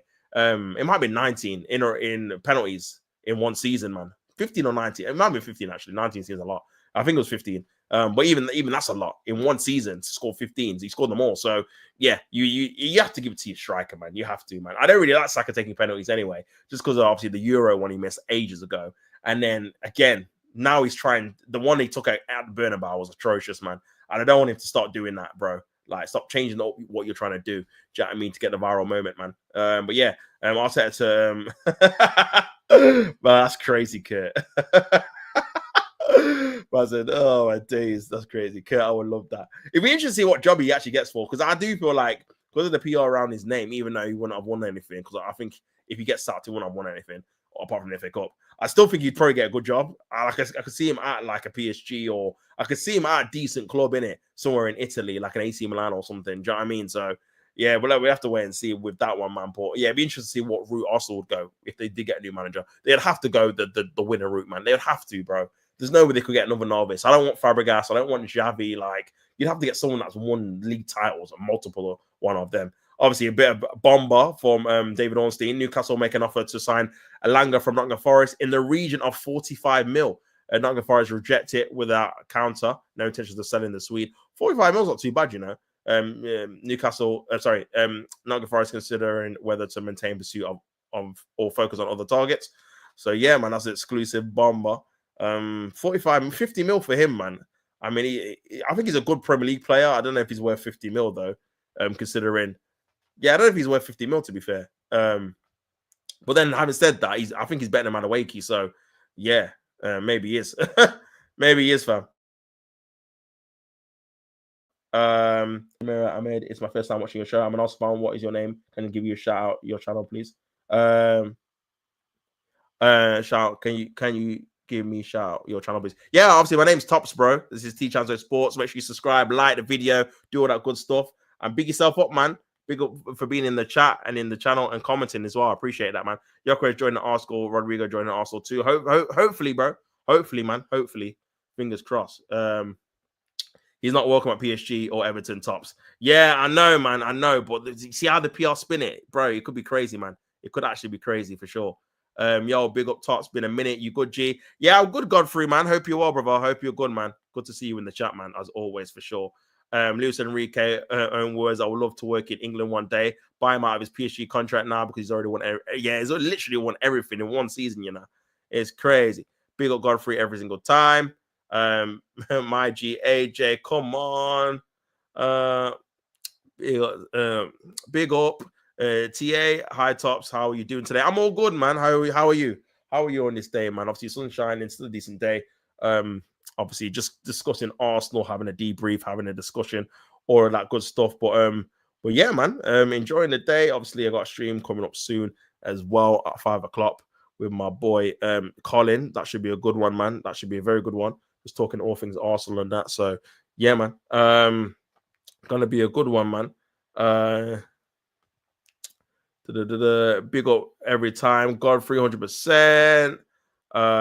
Whoever gets Arteta next, I feel sorry for you. Yeah, well, listen, we have to wait and see who happens, man. Can you make me a mod, please, Tops? Yeah, we'll see, bro. Obviously, just come in the chat. So yeah, it's pretty new here, man. But yeah, big yourself up, man. Make sure you subscribe and like to the channel as well, man. But yeah, what was I doing, man? I was obviously just going through a couple of things from the articles, wasn't I? I think they're talking about Kepa getting signed. as well. So yeah, that should be interesting. Let's have a look, man. Let's have a look. So yeah, so aside from the announcement of Martin Zubimendi, Arsenal's next significant arrival is likely to be Kepa, and he's expected to be at London Colney this week to tie up his £5 million move. So yeah, I mean, that's going to get done. That's going to get sorted. Crazy one, man. Really crazy one, man. Yeah, well, enough said about Kepa, and he's going to come in and do his thing. Commiserations to Arsenal loanee Fabio Vieira of Porto, who's been eliminated for bro, I forgot we even got this guy, man. FA, yeah, the FIFA Club World Cup in the group stages. Vieira is now expected to return to Arsenal after a short holiday. Bro, what is the chances of us keeping this guy and him being a proper part of the squad, man? Which I'm not going to be a fan of, to be fair, because if we keep him, he's taking minutes from Ethan, and Ethan's better than this guy. I can't even lie. But yeah, it would not surprise me, man. I feel like if he's playing a lot in preseason, then yeah, he's staying. He's staying, bro. He's staying.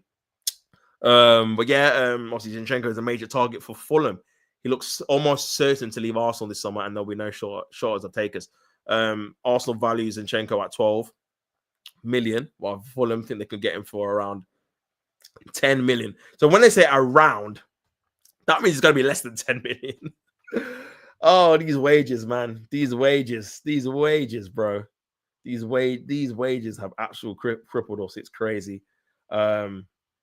Actually crippled us, man. But yeah, man. Crazy, man. Big up Godfrey. I said I really try and relax about the striker situation, but it really gets on my nerves. I hear it, man. I fully hear it. Ross the legend, big up. Hope you're well, G, for sure. Bomber, just an exclusive. GTA 6 release before Arsenal sign. Bro, I think it's going to be the case as well, you know. I think they're actually going to be he's actually going to be signing. Sorry, GTA is actually going to be coming out before we actually sign someone, man. No one cares about Porto. Respectfully, get this guy gone. Waste of 35 mil. Can't believe we didn't get Vitinha instead of the time. Talent ID also truly is in the gutter, truly. Yeah, man. I mean, yeah, the thing is with Porto, yeah, you were hoping that they were going to buy him back. That's what I was hoping after this loan, especially because we loaned him out without a fee. So they literally got him for free and don't want to buy him, bro. They're like, nah, they don't want to buy him, man. It's crazy. It's absolutely crazy. Obviously, just talking about Madueke. Also, I've been speaking to Chelsea about a potential move for Madueke. Chelsea want 50 mil for the player, which is not a price Arsenal want to do right now. There's a possibility that deal might be revived later on this summer. So yeah, man, crazy, man. So yeah, man, it's crazy, bro. It's absolutely crazy. Absolutely crazy, man. Only 10 mil, laughing my ass off. How many did you buy him for us again? I think it was like 35 mil, bro. And that was only like what, 2.5 seasons ago, 3 seasons ago. It's crazy. It's crazy, man. 10 mil. I know he's on a lot, but to be fair, like I said, someone said City, he was only on like, I want to say he was on like 20k or something low anyway, like wages wise, and we bought him on 150. So Fulham are not going to pay him 150. He's going to probably be a left back. Yeah, they're not going to be paying them wages. So it's like, well, if you're going to want them wages, we're going to need a low transfer fee in it. Do you know what I'm saying? Which again is kind of just ruined us really. So tops with preseason starting July 23rd. We fly out July 20th. Okay, cool. So yeah, we've got basically this week and then 20 days. So yeah, 26 days to get. I mean, Zubimendi, Kepa, and then for me, you got to be looking at the Partey replacement in by then, and the striker. If you were looking for Rodrigo, I can allow it to be maybe later than that, but it's got to be done within preseason, innit? Like by the time we get back to August, he has to be signed, bro. Like we can't be waiting until end of August and we ain't got a winger, bro. We can't be having. Do you know what I'm saying? So yeah, man. For me, 4 players potentially in by preseason. And then we go from there. Frimpong, Kirkez, Wirtz, Guehi, possibly Isak, Let's Cook. Bro, if you get all of them, bro, it's a wrap, man. It is a wrap. Martin Mbuemo still available, so go and steal him from Manchester United. AJ heard these men are in Spain, for sure. Martin Wirtz. Zini was £45 million. Jesus was £55 million. I think that might be euros, bro. I think that's euros. I'm sure Jesus was 45 rising to 50. and then Zinni was like 30, like 28 rising to 32 or something like that, man. Or 32 rising. No, I think it was 32 rising to 35. I think it was. But even so, it's still a lot of money for both in it. And let's be honest, man, both of them are not gonna have they've not had stellar Arsenal careers. They're not careers you're gonna remember, are they? Like in the grand scheme of like you look at you compare it to even like I'm not even trying to think. I'm trying to think of someone, bro. Someone that's won a trophy, like even like obviously Aubameyang or even like a Pepe, bro. At least Pepe played in the final, got an assist in the final, and won a trophy for Arsenal, bro. Neither of these two are gonna win one. So yeah, it's crazy when you think about it like that. Lookman has a £47 million buyout clause. Pay it. I'll take Lookman. I think Lookman's a good player. I'll take him. Eze has a £68 million buyout clause, so pay it and move on. The thing is with these buyout clauses that clubs don't pay a lot of them. When you think about it, a club will only do one at a time or one a transfer window. It's because you got to pay it all in full, and clubs don't want to do that, like notoriously in it. Do you know what I mean? They want to obviously stagger the payments so they can afford more transfers. So unfortunately, if we were to buy a release clause, we'd only get one. I don't think we'd get two in it, even though we've got the money. But they just wouldn't do it. This is why I don't think they did the Zubomendi thing. They just paid in installments rather than the release clause, so they can try and spend money on other people. So yeah, man. Our Partey replacement can't be that guy from Seville. Gives me Lokonga vibes. Same here, Godfrey, bro. So that's what I was saying. Same here, man. Same here, bro. Mayhem says morning show, bro. Thinks he's Shane. Never, bro. Never that, man. Big up Shane every single time, man. Never that, my guy. He's the man. He's the man. Did you see the Platina Bergbarmer about Spurs and Eze? No, I didn't see it, bro. What they're gonna sign Eze or something? Is that a done deal? You remembered how to use the stream button. Yeah, I'm back, bro. I took a bit of a sabbatical and we're back now, man. We're back active, ready to go, ready to mingle, man. City got Claudio, also a KDB replacement, so I think City will be fine. Yeah, you're doing all right, man. You're doing all right for sure, Kurt. You'll be doing good, bro. I can't lie. Elliot to Brighton for 40 mil. Can't happen. It must be 50 mil. Bro, 40 mils are very good. This is what I'm saying, man, about Liverpool, bro. Like, they sell so well. Like, 40 mil for Elliot. Like, what is Elliot? Like, I like Elliot. He's a decent player. But what has he actually done? He's not really done too much, bro, to get warranting that much amount of money. Do you know what I mean? So, yeah.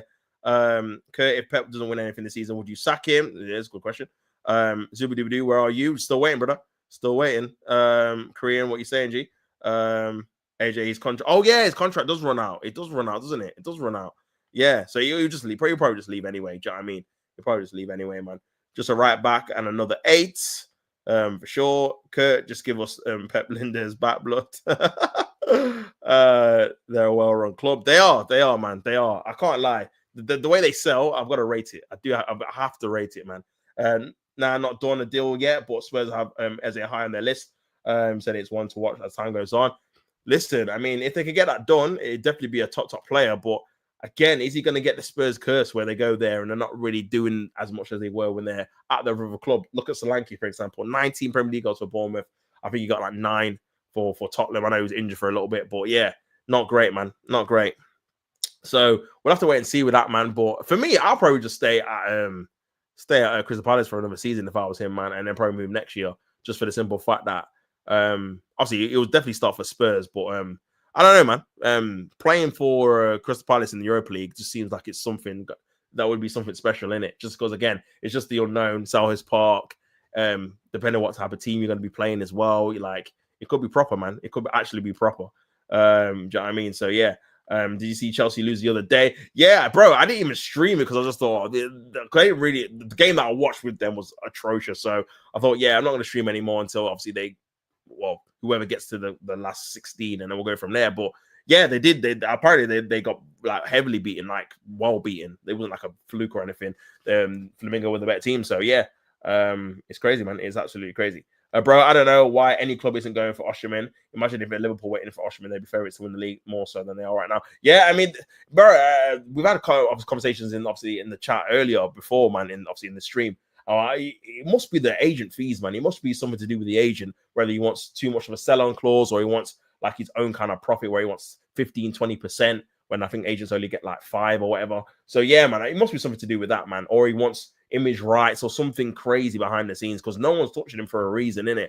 Not because obviously he's not that good, because he is good, but it must be something to do like backstage or behind the scenes in terms of money. Because obviously Chelsea didn't end up buying him because, again, they didn't want to mess up his wage structure because he wanted X amount of money. But again, that'll be pushed from the agent. I feel like players are being touted as being greedy, but bro, half of the time they just leave it to the agent and just say, get me the best possible deal in it. And it's the agent that pushed for a certain amount of money, and we want this and we want that. Or, oh, well, I think we could get this out of them because their wage bill is really small, so you could just be the top earner. Do you know what I mean? Kind of thing. So yeah, you're telling me a big club can't come in for him and offer him a reasonable contract without breaking the wage structure? Didn't he reject Saudi because he wanted to play in Europe? Yeah, that's correct. That is correct, man. Bro, you see, the thing is as well, like, people have principles in terms of like, they pay it. They say if they wanted like 300k, I'm sure there'll be a team that will be willing to pay for it. But then it might be a case where the agent fee, he wants 25% of it or something, or he wants to sell on, or he wants to sign an on fee, the agent does, of 5 mil, 10 mil. And they're like, well, no, we're not paying that. We'd have to pay that for any of our players. So it's more like a principle thing, whereas you probably set a precedent. That's the only thing. It must be that, man, because there's no other reason why no the teams go. It must be something behind the scenes. Do you know what I mean? In terms of how to negotiate with him, because again, it's quite telling that Saudi's the only kind of team that's gone in for him, but they're probably don't even care about not paying the agent fees and stuff like that. They'll probably be willing to do it in it. So yeah, man, it's crazy, bro. It's absolutely crazy. I have this. He was happy. 6-0, and I said, oh, you beat Al Tob, close enough. E. Ross says, agent want that dirty cash. This is what I'm saying, brother. This is what I'm saying, man. They want that cash, man, behind the scenes, the brown envelopes, man. That's what they're striving for sure. 26k. Atletico Madrid got knocked out yesterday. Yeah, they did, man. But do you think Simeone should be sacked? Because again, that's another trophy they could have won. And again, man, that 4-0 defeat cost them in that first game. And out in the group stages is pretty embarrassing, considering, again, you had PSG, but the other two teams you're better than, man. I know, obviously, you lost because of the goal difference kind of thing, but even so, bro, you shouldn't be losing 4-0 to PSG. Considering one of the other teams beat PSG. So, yeah, I think I heard a win in a Club World Cup is like a mil per win. It's a good competition to earn the cash for sure. Yeah, this is why Man City and, Chelsea only got the lap, but this is why Man City was going all out for it. This is why probably Real Madrid paid for Trent so you could play in it. Because, again, like you said, if it's 1 million per thing, they paid 10 mil for Trent. Bro, they're going to be laughing, man. Do you know what I'm saying? They're going to be laughing, man, for sure. KDB will cook for Napoli. I think in that league, for sure. And he gets to play in the Champions League again, man. So I think it's a very good move for him. Hopefully he stays fit because, again, he can pick up injuries himself. So it's for sure, man. This is a guy who is proven in Italy and proven in Turkey. Both leagues aren't bad leagues. They're proper leagues. Listen, I'm not doubting his actual, what's the word? His ability, bro. And this is what I'm saying. It must be behind the scenes, bro. Because again, why am Man United not up for him? Obviously, Tottenham need a striker, Arsenal need a striker, Chelsea were linked with him, but there's been no links at all. It's only been that Saudi club that have been linked with him this summer. And yeah, Liverpool as well. So yeah, it must be something, man, behind the scenes, bro. Well, all I'm gonna say is I would be happy for Arsenal to sign Sesko and Gyökeres stays in Sporting. Actual Muppet. Obviously, not happy. Man United fan here, not happy about Gyökeres' decision to say no to Man United. I still think you're probably going to sign him. I think we're going to get Sesko. I've seen this before with Arsenal and signings and playing hard to get, and it doesn't look like we're going to sign him, but then we sign him. Do you know what I mean? So I think we're probably going to get Sesko, man. He'll probably be released next week, that we've come to an agreement with Leipzig that we're going to get him for £65 million or something, which I'm going to be like, not because, again, I don't think he's a terrible player, but it's just the visual I have is just not him. Mate, he might come in and bang it. He might be like, oh my God, this player's amazing. I highly doubt it, though, considering that, obviously, going off his stats. But again, you never know, man. But yeah, I think Gyökeres is the one I want personally.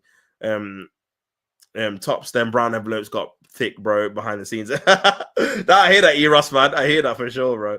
I fully hear that for sure, man. Pause on the thick. Big pause on the thick. Yeah. Massive pause, brother. Massive pause. Conte will cook with KDB. Look what he did with McTominay. Yeah, for sure, man. For sure. I mean, they were doing madness, bro. Like, both of them together. And like you said, him being able to his goals contributing to a league title as well, Serie A title. yeah, KDB's probably going to do the same thing, man. KDB's going to do the same thing for sure. I hear it, bro. We have another live in 30 minutes. Take a break. Oh my god. Yeah, nah, I am gonna probably finish up in a minute, man. Just so I can take a break and yeah, come back. I'll probably redirect. I'm not too sure who yet. Nunes, KDB, Sancho, they could retain again. Yeah, for sure. Well, oh yeah, they get Sancho in it and Nunes, yeah. Damn. And they got Lukaku still. Yeah, they could, bro. Absolutely not. His agent is ringing red flags for him. I can't go for another agent who's hard to deal with. Like Raiola. Yeah, he was a problem, man. But Gyökeres's agent just seems worse in every aspect. He's not skillful enough in the transfer market. Yeah, I mean he's making a lot of noise for his client, innit? Saying it's weird because obviously Gyökeres is coming out and saying all the stuff that being reported is not true. But the only thing that's been reported about him is that he's obviously on strike and he's not happy with Sporting. So if that's not true, then it has to be the agent led, isn't it? To try and get his price down, I would assume, because it's like, well, if you're coming out of the if he's coming out saying that, oh yeah, this guy he's not happy where he's at, then yeah, also going to obviously lowball, or whoever's going in for him is going to lowball. Say, well, the player wants out, give us 55, and obviously we'll take him off your hands in it, kind of thing. He doesn't want to play for you again anyway. So maybe I think that's probably an agent tactic to get probably the best deal. But again, like I said, I've said this before in the previous stream, and I'll stand by it. If we were a serious club, we just get both of them in it. But like, you know what? Boom, we ain't bought a striker in what 2-3 years. Let's just get two. We're gonna need two anyway. Hazy's probably gonna get sold. Habits might be moved on or moved back into midfield, whatever. We've not replaced Eddie and Ketia. Bro, just get two strikers, bro, and just rotate them in it, them two, and done in it. Like, but yeah, we'll probably won't do that. McTominay getting a mural in Naples is just wild to me, bro. He got MVP, man. Man's doing hashtag we want Colin, man. Yeah, Colin soon come, bro. Colin soon come. Colin's like the football bunny. That is crazy in his community. Why is everyone looking for him all the time? I don't know, bro. I don't know what it is with him, man. He's getting these accounts made after him. He's crazy. But that's what you know you made it, man. When you're getting these kind of accounts in there after you, bro, for sure. But yeah, man, it's been a crazy stream, man. Big up everyone that tuned in, still locked in. Make sure you guys smash the like button and make sure you subscribe to the channel. We're doing a live 2 lives a day now, as well as trying to fit in some obviously watch alongs when the Club World Cup gets interesting, I think. But yeah, man, big up everyone tuning in. It's been a good stream, man. Big up the likes. Might as well get Colin out your basement. Give me Colin. Colin soon come, man. He's soon come, bro. He's obviously we're gonna have a show at 5 o'clock. Make sure you put your notification bell for that show, man. It's gonna be lit. It's going to be very, very, very lit for sure. Very lit, man. Very lit, bro. Can't wait for it, man. Can't wait for it. It should be a good show. Talking about obviously the Arsenal fixtures, which I'm not spoke to him about yet. And obviously the Gyökeres Sesko situation as well. Which should be good. So yeah, man. Should be a good stream. Should be a very good stream, actually. Should be a very good stream. Man said they're down bad for him. But obviously we didn't do one last week, so it has been a minute. It has been a minute, bro. It has been a minute for sure.